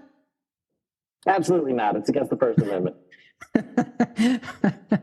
Wow. I guess you got known. You know, I was going to ask you, I was going to say, why do we need a Fathers Are Equal and Not Less project? And like, why do we need people to tell the courts that? And you know, as you're telling me this, you know, I was wondering, you know, does this apply across the United States, or is this, you know, jurisdictional? Is it state only? But it sounds like you can work with anybody across the United States. I have worked with many, many people across the United States. I don't think there's not one state that I haven't done some type of action for in the 2 years I've been with the Fathers' Rights Movement. Let me say this: there are good lawyers, some, and there are some good judges. There are some GALs, right? We don't want to say that all judges are corrupt, and we don't want to say that all lawyers are evil scum buckets that run the legal system. But for the most part, you hear them talking about on the news that police officers should call out bad officers. Why isn't the judiciary doing that? And they actually hide behind their immunity. In my lawsuit against the state of Missouri, the judge specifically stated in his ruling to dismiss my lawsuit that even though, these are his words, even though the guardian ad litem had committed crimes against me and my children, the case was being dismissed due to quasi-judicial immunity because she technically, quote unquote, worked for the state of Missouri. That's the most corrupt thing I've ever seen in my life. And if people actually were to go and look at how the quasi-judicial and absolute immunity for judges came about, was a case called Thump v. Sparkman. And it went all the way to the Supreme Court. And what it was the judge sterilized a woman, sterilized. And then when she became of age, she wanted to have children, and she couldn't. So she sued that judge, and the Supreme Court said that he was acting in his official judicial capacity and therefore couldn't be sued. We sterilized a human being, and that's what gives judges immunity. You're flooring me with some of the stats and the stories, and probably people who are listening who haven't heard this stuff before, almost speechless. So, and my laughter isn't a funny laughter. It's a, wow, disbelief and incredible. Yeah. I understand. And where I want to go back to when I say that not all people are corrupt, right? But in the St. Louis County metro area, and I'm using my own example here, there are 42 guardian ad litems in the St. Louis County Judicial Family Court Circuit. On that videotape that I have, that is plastered everywhere on my page, the Fathers' Rights Movement, over at the journalist pages, it's been included on PJ Media. I mean, it's made its rounds around the world. Out of the 42 GALs in St. Louis County, 37 of them were on the call. And what's even more astounding than that is there is a 38th person that was on that Zoom call. So we wouldn't have this video if not for COVID. And the 38th person on this call is one of three people. So if you have a complaint against the guardian ad litem, you go to the committee and you say, hey, I want to file a complaint against my guardian ad litem. She's doing unethical things or she's breaking the law. You can file this thing with a committee of three people. The lady that is in charge of that is on this video call telling these people to stop leaving traces of communications and emails and coaching these people how to unethically hide their tracks from people like Kenneth Rosa and the other journalists that will get a hold of these things. And guess what? We got a hold of those things. From that, we've had the head judge removed from St. Louis County. And out of all of the rest of the people, no one else has been held accountable. But look, Kenneth, if it's happening there, it's probably happening somewhere else, right? It is happening. It's happening everywhere. Like I said, the one I got named in Dallas, the head judge there, he was sending out the medical records of an 8-year-old child to people that were just random strangers. Like, that's a HIPAA violation. That's a Privacy Act violation. I mean, that's so unethical on so many levels.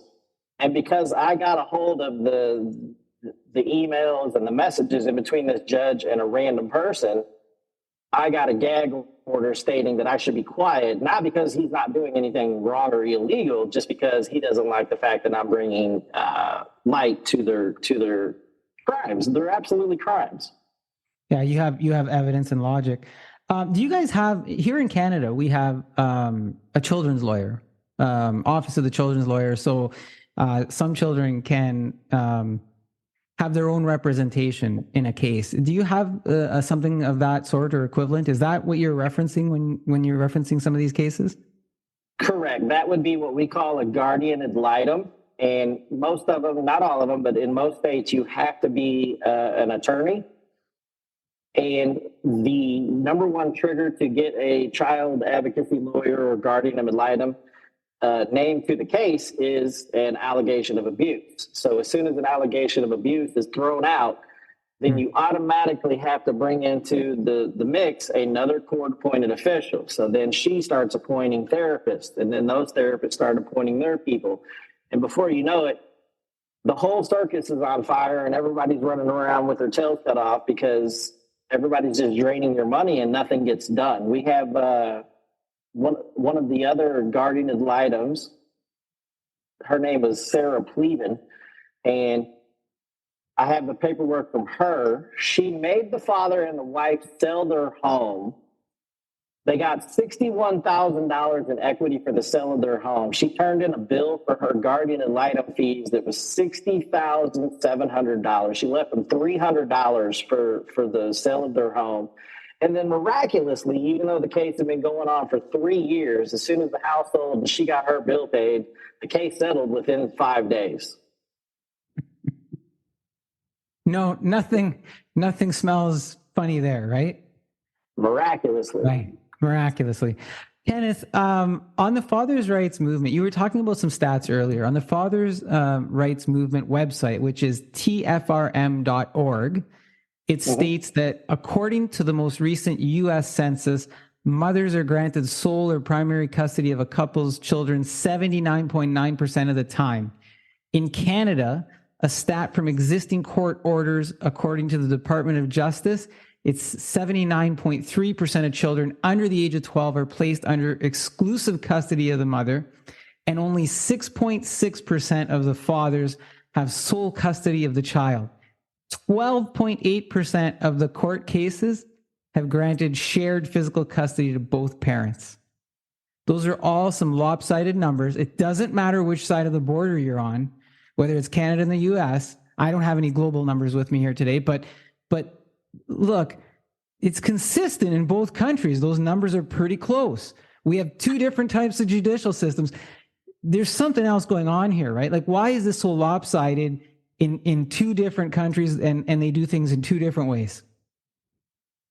So those stats will go globally pretty much. There are now 2 countries that have said flat across the board after separation or divorce, there will be an equal shared parenting type relationship, and that is Greece and Dubai, surprisingly.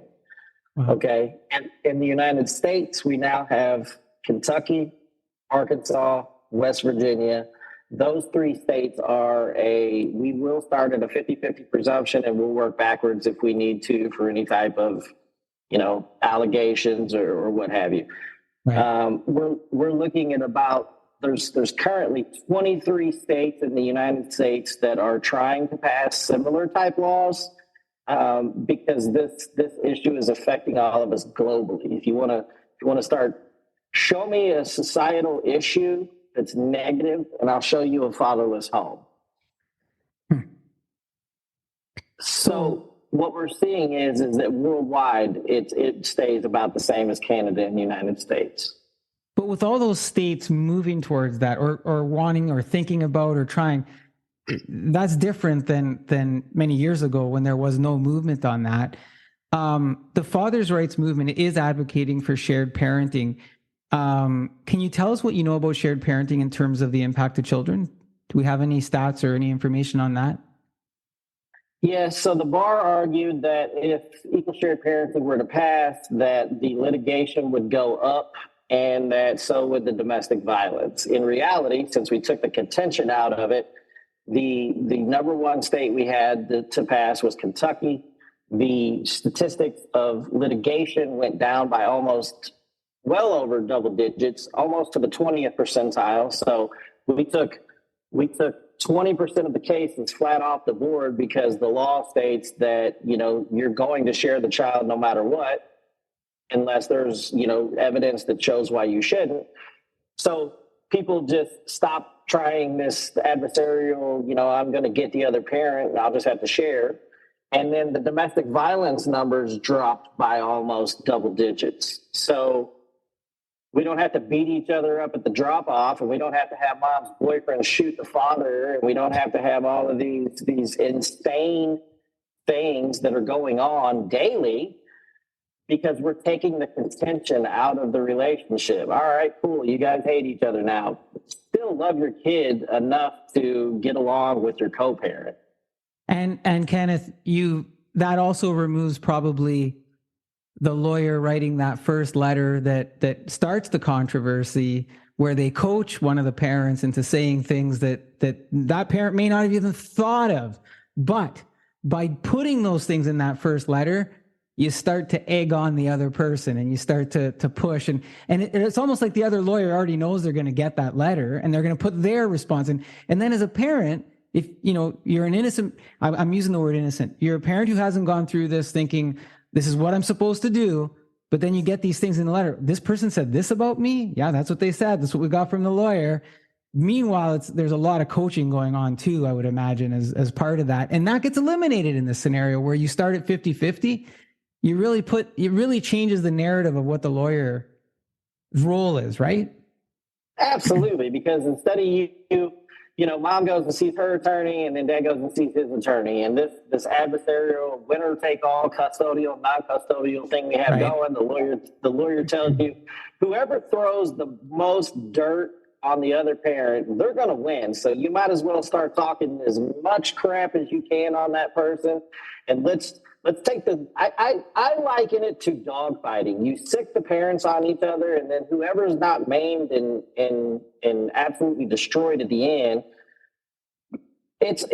there's no difference in how the attorneys are sicking all of the parents on each other than in legitimate dogfighting. It's absolutely asinine the way we have our system set up. It's a real life Jerry Springer show.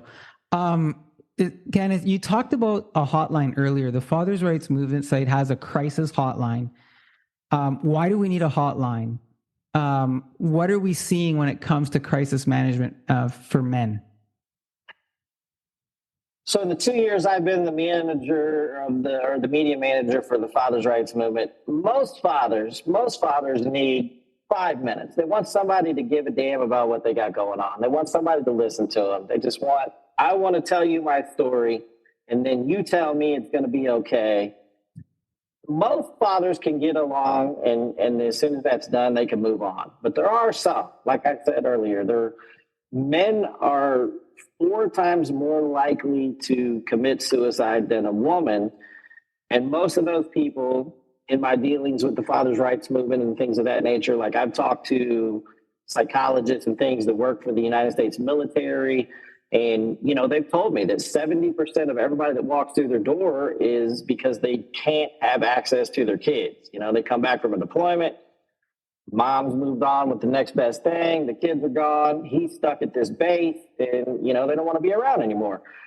So if what the psychologist was telling me, if 70% of those cases are due to family court access, then we can directly correlate that about 14 and a half suicides a day in the veteran community can be attributed to the family courts.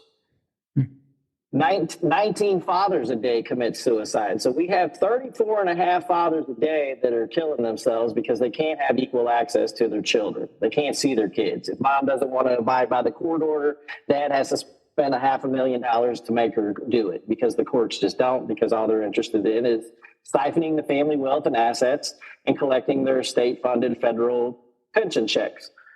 So the crisis line has been detrimental to let fathers know this will get better. You got to be around for your kids no matter what. And even if you're not seeing them right now, you got to be the father you want them to come back to. It's hard to convince them, though. I know, like, they're in that moment and they don't believe it. So it probably takes a few of those phone calls. Is the hotline only in the USA? No, I don't believe that it would be. And there's actually a text line now listed on the tfrm.org website, and there is an email. So that is not just for United States citizens. That is not just for fathers. They will talk to a mother the same way, and they are certified, legitimate counselors to talk you down from a crisis. They need you to stay on this planet so that you can see your kids at a later date. So the Fathers' Rights Movement has a crisis hotline. It's open to men and women. There's the number, there's an email, and you can even text. And you've got certified help for folks. So we'll make sure that we include that as people listen and direct them to the website so that they have access to that.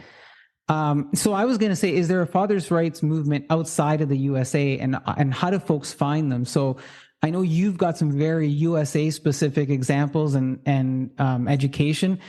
Is this replicated outside of the United States?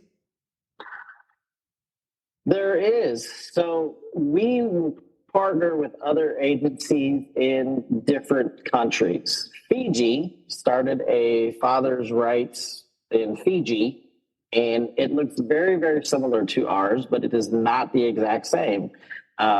We did give them the blessing to start their own thing there in Fiji. We coached them through it, and we got them up and running. We don't want to be, we don't want to take over the world. We want to show everyone else and the fathers in their areas, their states, their countries, how you stand up to this tyranny and this oppression and the deprivation of your human rights, how you reach out to your fellow fathers and keep them alive long enough to see changes happening in your own countries, your own cities, your own states. Like I said, we now have 2 countries that they have a 50-50 standard. We have 3 states. So I want to see in my lifetime, I want to see that the entire world is a 50-50 shared parenting after a separation or divorce. Obviously, if you can if you can stay with your partner, stay with your partner. But if you can't, then just share the child. It's really not that hard of a concept. Right. You're not advocating for divorce, and you're saying, look, if you're apart, again, you're going to be apart, make the child the number one thing, not the separation the number one thing. And it sounds like there's some options. It sounds like you're teaching others how to fish, not just giving them a fish, so that, there's some sustainability globally for the cause and for the movement. I was going to ask you, hey, you probably have heard a lot of stories, and what's the most common story you've heard, or what's the most tragic? But the fact that you're telling me that you've got men commit, suicide 4 times more likely to commit suicide, that's probably the most tragic thing, unless you can top that. Not that I want you to. I'm just saying I can't imagine anything else being more tragic than suicide. I have been traveling the United States of America for 7 years. That's how long I've been, involved in this family court battle, this war. I've been the media manager for the Fathers' Rights Movement for the last 2+ years. I've been involved with Equal Not Less project, and I do have friends that have ended up committing suicide. So as much as we want to save everyone, it's not possible. I do have friends that were actually murdered by mom's boyfriend. There was a lawyer out in California that was killed. He was a major men's rights advocate. He was gunned down at his home. The point to this is that there are literal consequences, and we are stacking bodies with the way the family courts are designed and functioning right now. And it's not broken. It is not broken. This is by design, because they're profiting the state and themselves to function in this manner. So we have to continue to raise awareness, because like I said, I have lost friends to murder and as well as suicide, and I hate to see that. So, anytime we lose a human life, it doesn't get much more tragic than that. But we also see moms as well as dads, what kind of system are we running that you think the only option out is you'd rather commit homicide against your own children than to go face a family court? They see no other avenue at that point, right? Yeah. They see no other. I can't speculate on what their mental state is at the time, but you'd have to be, there's no hope. There's no, they don't see a way out. But we see that on a regular. So what kind of system are we running where people would rather homicide their own offspring than to go face a family court? That is absolutely insane. It seems like the more we talk, at the center of all of this is really the system and the court system that's pitting, two genders or two different, and maybe I shouldn't even say genders anymore. Just pitting two people against each other, right? Whatever the circumstance, just pitting two people against each other, and then we have all these circumstances that the courts are facilitating. Kenneth, do you get trolled? You get trolled by opposite advocacy groups or women or even other men for doing what you do? I've had the what shall we call them? We'll call them the toxic domestic violence lobby. Okay, so there is a necessity for common sense domestic violence because it does happen. Advocates. But the toxic domestic violence people are the ones that say every man is an abuser and they should have to prove why they can be around their kids or else. So we do see some of those. When I first got with TFRM, it was a lot more. We cleaned up a lot of that toxicity. We had to clean up some of our own toxicity. You can't be on. And I get it. Social media is a paid, it's a place that we can all go be keyboard warriors and we can talk the most heinous things and there's no consequences to it. So I get that. But when I first got to TFRN, we cleaned up our own toxicity. You're not going to be, my mom's or my baby mama is this or that or vice versa. We just don't tolerate that stuff on the page. So we have went and warned our own members, like, hey, you can't talk about your mom, your kids' mom like that. You can't talk about judges like that. So let's keep decorum and respect, right? Decorum and respect. So once we clean that up, I have not seen the trolling since, but there are people that would love to see Kenneth Rosa make a misstep and be plastered all over the front page news so that they have some way to tear away from the message that we're pushing that every child should have equal access to both of their parents. And speaking about equal access to their parents and getting help from lawyers, is there a way for a father to, what does a father need to do to seek the right equal rights lawyer? Are there any signs or any advice that you can give folks? So lawyers are just like every other trade, right? If I want the best house built, I'm going to ask to see the guy's work. If I want the best, if I need heart surgery, I'm not going to just go down to the local place and say, hey, will you cut me open and fix me? I want to know what experience does the guy have. If I want my bones fixed, I don't just go pick a random guy. I do my homework and research into who is the best person for this job, right? I think the legal profession skates by on the fact that people are in their most darkest, despairing hour. So we just snatch on to the first dude that'll take our money or girl. And we don't really vet these attorneys like we should. If I had it to do over again, I would have asked my lawyers, what is the judicial system like here in our area? Which is also why we need 50-50 equal shared parenting, because it shouldn't matter what judge you draw. It shouldn't matter what bum lawyer you get or what, stellar lawyer you get. It shouldn't matter what county you live in. And it should be that every parent has the right to parent their child equally. But since we don't, I would ask my attorney, what are the judicial systems like? Are these judges likely to side with 50-50? If not, why? If they won't, what are things we can do to get me as close to 50-50 as possible? And I would walk down through there the same way I would any other profession to make sure that this person is actually going to be in my best interest. I would get everything in writing, right? Because they'll pump you up the same way. You get the bum carpenter that comes in and they're like, oh, I can build that for you, and then they mess the whole project up and you have to fire them.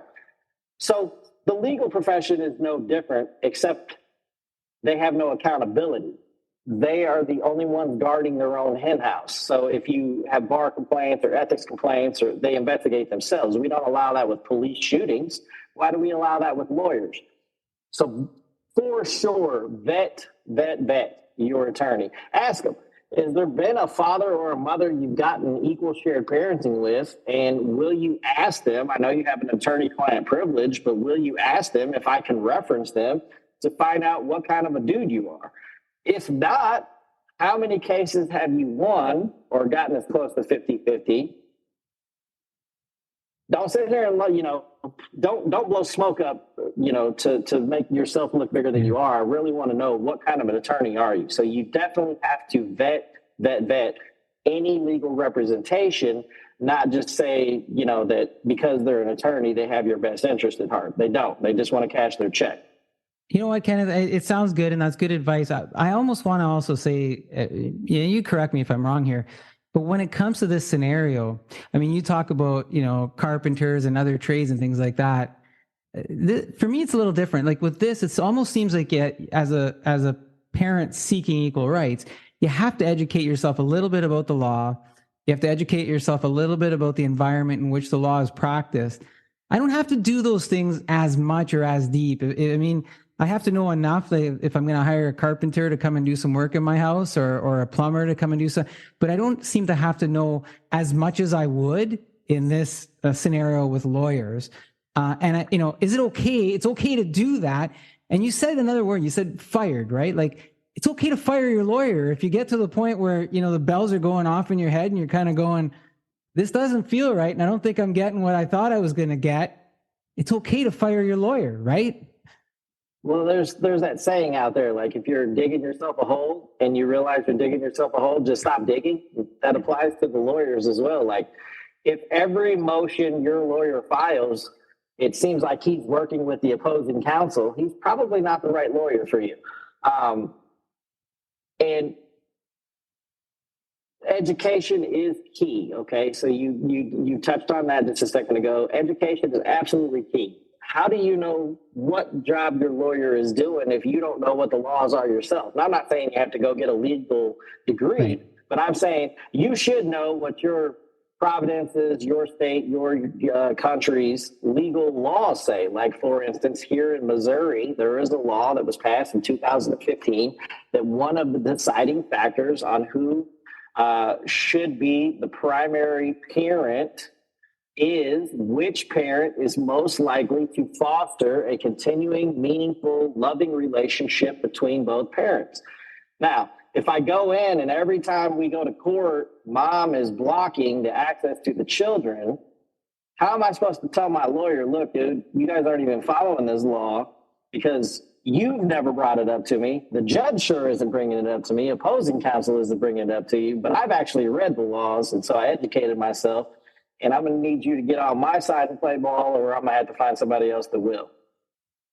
I had some friends who've gone through some of this process, Kenneth, and some weird lawyer scenarios. There was one where the lawyer spoke with his wife.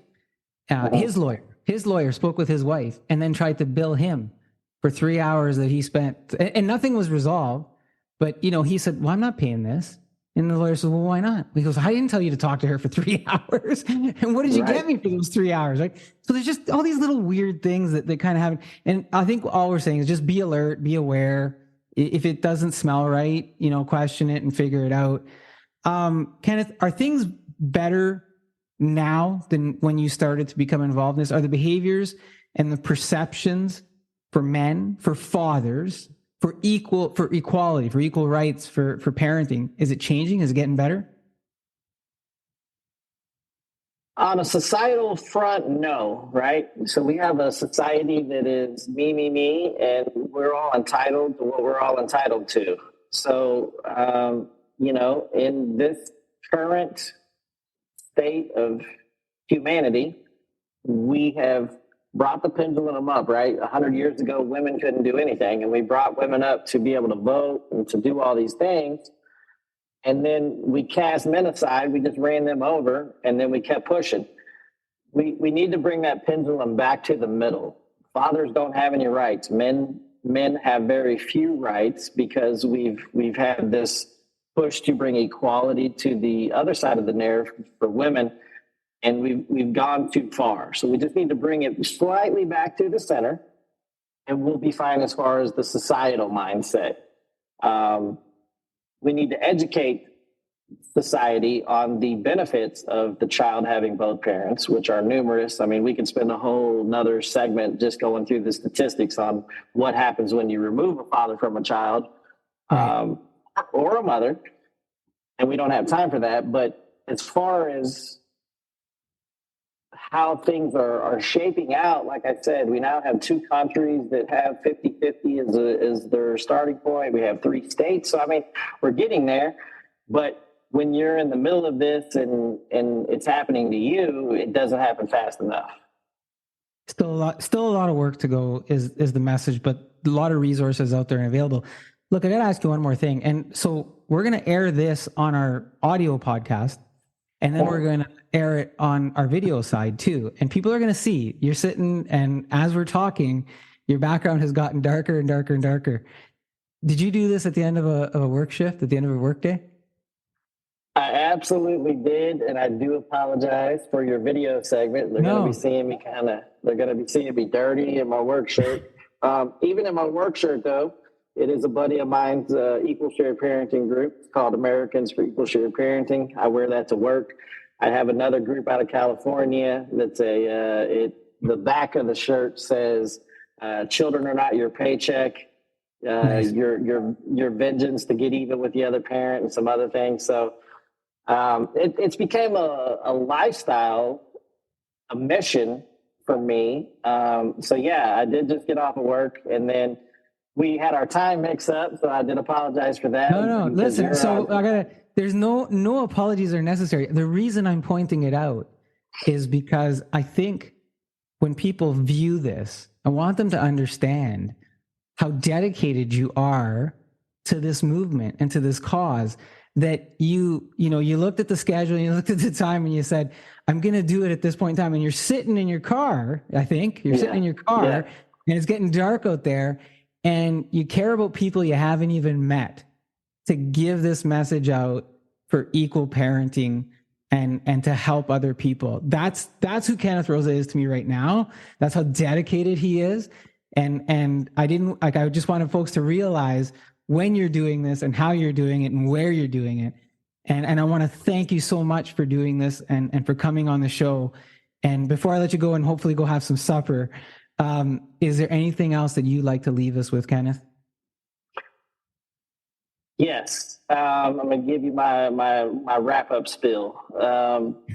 If you are just beginning your journey into the hell that we call family courts, there will be times where you think everything is an insane circus and it is on fire. And I promise you, you are absolutely correct. Everything is an insane circus and it is on fire. But do not give up on yourself, no matter what your other partner's telling you, how worthless they tell you. You are a human being of value. They are retaliating against you because of the system. And you have to fight back. You have to fight back. I did just get off work. I am an entrepreneur. I run 2 or 3 of my own companies. I make pretty decent money. I am disgustingly dirty to do this video with you, and I appreciate the time you've shown me to do it. I have been involved in well over 500 cases of men, and you can win. You can beat this. You can be an equal parent. You can fight back when they have you down to supervised visits. You can get back off of those. You just got to keep going. There will come a day that you'll be able to put your life back together. It's going to be super sweet. No one should have took it or deprived you from it in the beginning to begin with, but I'm just saying, you can rebuild, And it's super sweet when you get there and you look back and you're like, everything that was set up to literally kill me, I made it through. I have some type of a relationship with my children. That's almost, you cannot put a monetary value on that. And even if your kids aren't having anything to do with you right now, just remember that's not their fault either. Like that there are outside working influences. So that doesn't determine the quality of what kind of a father or mother you are. There's a lot of things going on. But as I stated, there's always hope. There's always a brighter tomorrow. And we are making changes. So you got to be there to see it through to the end with us. A dedicated Kenneth Rosa. Thank you, Kenneth, for being here on the Monthly Social today. Kenneth is the media manager at the Father's Rights Movement and sits on the board of directors at the Equal Parenting Advocacy and Outreach Organization. I will have all of his contact information in the podcast notes. Thank you so much for doing this, and I hope you enjoy your evening. Take care, Kenneth. Thank you, sir. Appreciate you. That is a great segment we just had with Kenneth Rosa from the Father's Rights Movement, and also talking about the foundation for the project of Equal, Not Less. And that is for everybody. We got some great resources there for you. There's the hotline, and I'll have all of the links and information again in the show notes so that you can reference that. So thank you again, Kenneth, and I hope everybody stays safe and gets along when it comes to the topic of children. Look, I think it's time for another little music break with our feature music guests. We've got Ryan Jones and Corvus Lore with one of their songs off their upcoming album. Here is Splinter.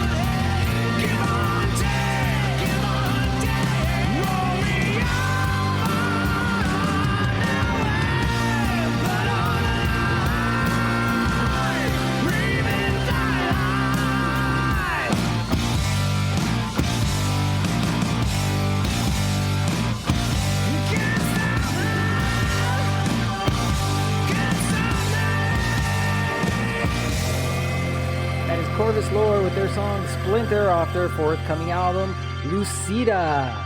All right, thank you to Corvus Lore for that great song. Stay tuned. We got one more tune from them towards the end of the show. So now, before we get to the next segment, let's hear from one of our friends of the podcast. And here is Lee's Fine Cars. Whether it's buying a new car or a quick oil change, Lee's Fine Cars and Service Center has got you covered. Proudly serving the GTA for over 30 years as your one-stop automotive source for sales, service, and bodywork. Come visit us at 87 Green Lane, conveniently located just south of Bayview and 407, or online at leesfinecars.com.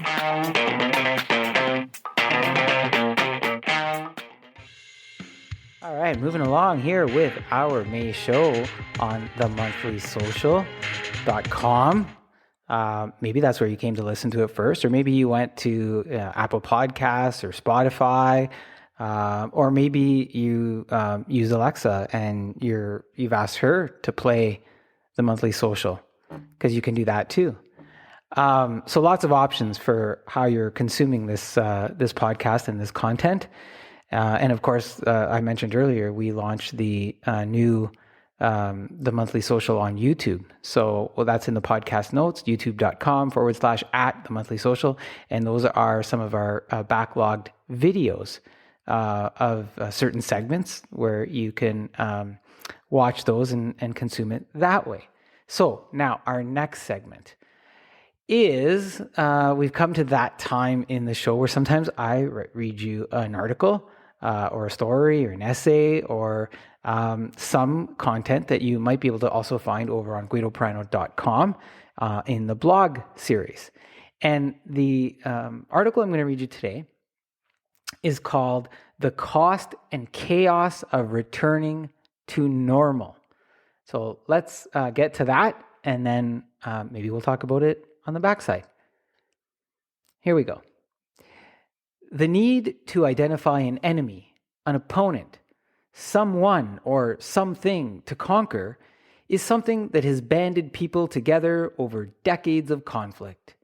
That has come in the form of natural disasters like Hurricane Katrina or Sandy. It has also come in the moments of vulnerability and uncertainty during the attacks of 9/11 that saw people using their hands, digging through debris to save lives of people they'd never met. There's also a long list of wars that saw attraction by division.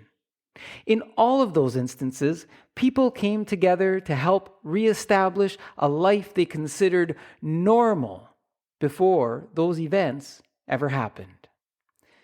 In the pursuit of normal, the recent pandemic wasn't the enemy as much as was the fear of losing normal. It wasn't an unexpected bomb on Pearl Harbor. It wasn't a tornado that touched down in Tweed, Ontario on a random summer day. Depending on where you lived in the world, it was more like watching for a tsunami that you had enough warning was coming, that you had time to prepare for, and that would come in waves, each dividing people further as they grasped for anything to keep them mentally and physically afloat. As the waves turned into a trickle, the world was left with sheep, libertards, cons, freedom convoys, conspiracies, remorse, regret, confusion, sorrow, entitlement, outrage, and war. Beyond those, broken social and health networks, friendships, and even divided families. That all sounds sad. While there are glimmers of hope, it isn't how humanity has banded together in the past. The world has now mostly returned to a perceived state of normal as the indicator for measuring stability in daily human behavior. The desire to do things because they've always been done that way has also been an underlying, perhaps subconscious, albeit flawed goal for the post-pandemic measure of success. After almost 3 years of altered work and life schedules, that pursuit of normal comes with a cost indulged in ignorance, fueled by negligence, as lessons learned in environmental stability, health, mental health, and universal efficiencies are discarded in the interest of false perseverance. The idea that if I ignore the lump growing on my hand, it will go away doesn't seem logical. But if it's the fastest way back to normal, it seems convincible. The road back to normal in Ontario, Canada, is literally paving over parts of the Greenbelt, a stretch of protected lands in the interest of saving a few seconds for commuters.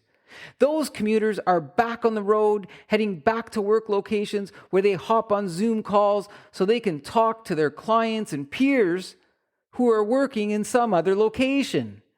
If that's not normal enough for you, the radio reports in the morning go something like this again. The ramp to Jarvis has been closed. Traffic is backed up on the Gardner Expressway. The Don Valley Parkway has only one lane open with a major accident being attended to. It's gridlock, so leave yourself a lot of time to get to where you're going. The question remains, where are you going? Typically, after a catastrophic event, lessons learned are implemented. Airlines implement new measures to avoid having their planes being hijacked and used as a weapon. Weather forecasting models are updated. Nations form unions for common interests. A home is built with hurricane ties to better ensure its durability. Breakpoints are erected so that large waves can be better contained. Codes are updated so fires can be averted. You get the idea, right? If pollution data proved that reducing the number of cars on the road improved air quality, then why are we building more highways to put more people on the road? If mental health data demonstrated that changing routines so that people could work remotely and still be as or more efficient, then why are we putting people in a physical place of employment where they will use the same technology that they would at home to work with their colleagues, but are now working less because of their commute times? If health data tells us that overall physical health improved as people had more time to walk, run, and bike, while still being able to work and pick up the kids without worrying about paying $10 a minute fees for being late at daycare pickup, then why are they sitting in standstill traffic, burning fossil fuels at record profits for oil companies? If the cost of food has skyrocketed as grocers make record profits, why are we using those earned dollars burning that fuel in standstill traffic, getting home late for dinner, missing the kids' soccer game, and losing sleep at night over the chaos that was today? Of course, it's so that we could all get back to normal. This is an opinion article by me, Guido Prino of the Monthly Social Podcast. It may also be heard on the Path Radio Mix online. You may also read the article on guidoprino.com in the articles section. Thank you.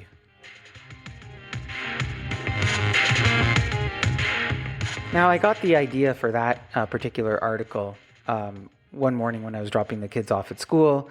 I was listening to the radio, and the traffic report was just absolutely brutal. There really was complete gridlock. They had shut some highways down to one lane. It was going so slow that I think there were some reporters out on the road interviewing people in their cars because they weren't moving. And I just got to thinking, I remember how there were some reports about how the environment, had recovered a little bit as we had reduced the number of cars that we had on the road during the pandemic. And then I started thinking about some of the health data.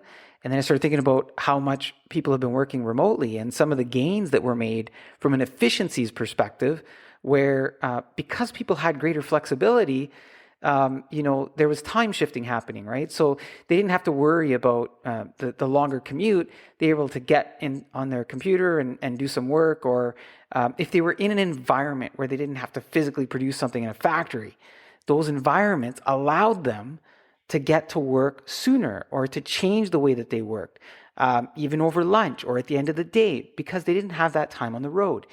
And so I got to thinking about that. And then I was thinking about the fuel costs and some of the things that are going on in Ontario and other places.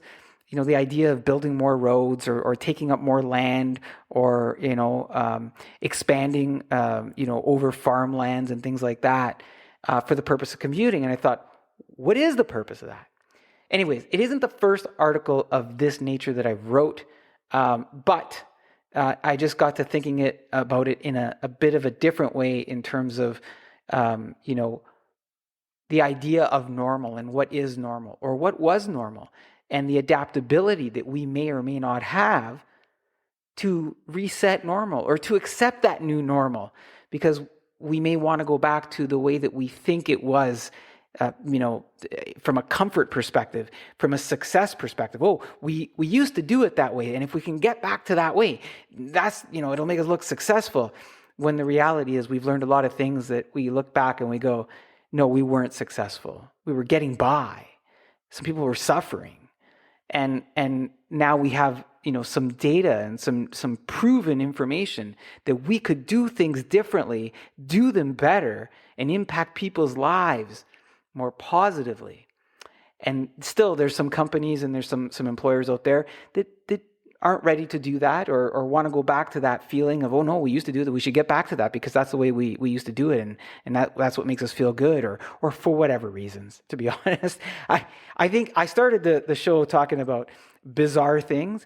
And to me, that's one of those bizarre things when you have all the information in front of you and you're unwilling to do it. And you're watching people sort of have to go through some suffering in their lives or not be able to utilize the lessons learned that we had. So maybe I'll help change some minds out there, or they'll look at things a little bit differently as we, pursue the different alternatives and good things that we can do by thinking differently and redefining normal. Look, I hope that you have enjoyed this month's show so far. We are coming to the end of the show. I'm so grateful to the guests that we had here this month, to our past guests, and to the ones that are coming. I've got some great content coming in the coming months as well. I've provided a list and slew of other content sites like the Monthly Social on YouTube. We've got the Path Radio mix on YouTube. You can leverage the radio through the Alexa devices. I will have all of those in the podcast notes. Of course, there's the articles. There's the Coach's Call. We didn't really talk sports, did we? There's a whole bunch of things happening sports-wise. And if you are interested in sports, if you check out thecoachescall.com, I do very short shows there. Most of the time, they're under 10 minutes. Very focused on one or two given topics, maybe something that happened the night before. Sometimes I have some guests on there, and sometimes it's just me, going monologue for you on the current events of what's happening in sports. But the flavor of it is the approach of giving you a fan-based commentary with data and facts to support it, and without the weight of a network or always taking the view of just one particular team or one particular athlete. I do try to provide some diverse commentary, if you will. And if you're into that, check it out, thecoachescall.com. All right, let's bring the show to a close with our friend Ryan Jones and the band Corvus Lore. And how fitting, we're going to listen to a new song off their forthcoming album, Lucida.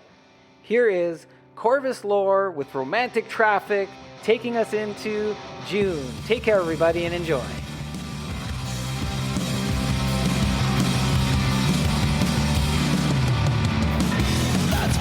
On the headline, one ticket for the show. The vaginas, jazz, and nails for sale, bar screen along. I got a shiver hanging on me.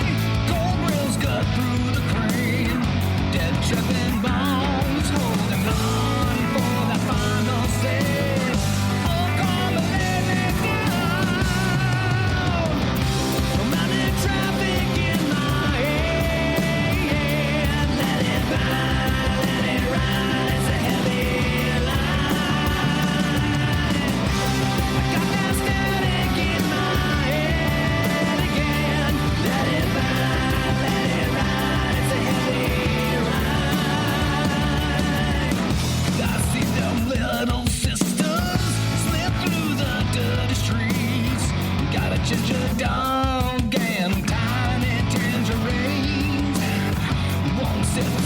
do is fun.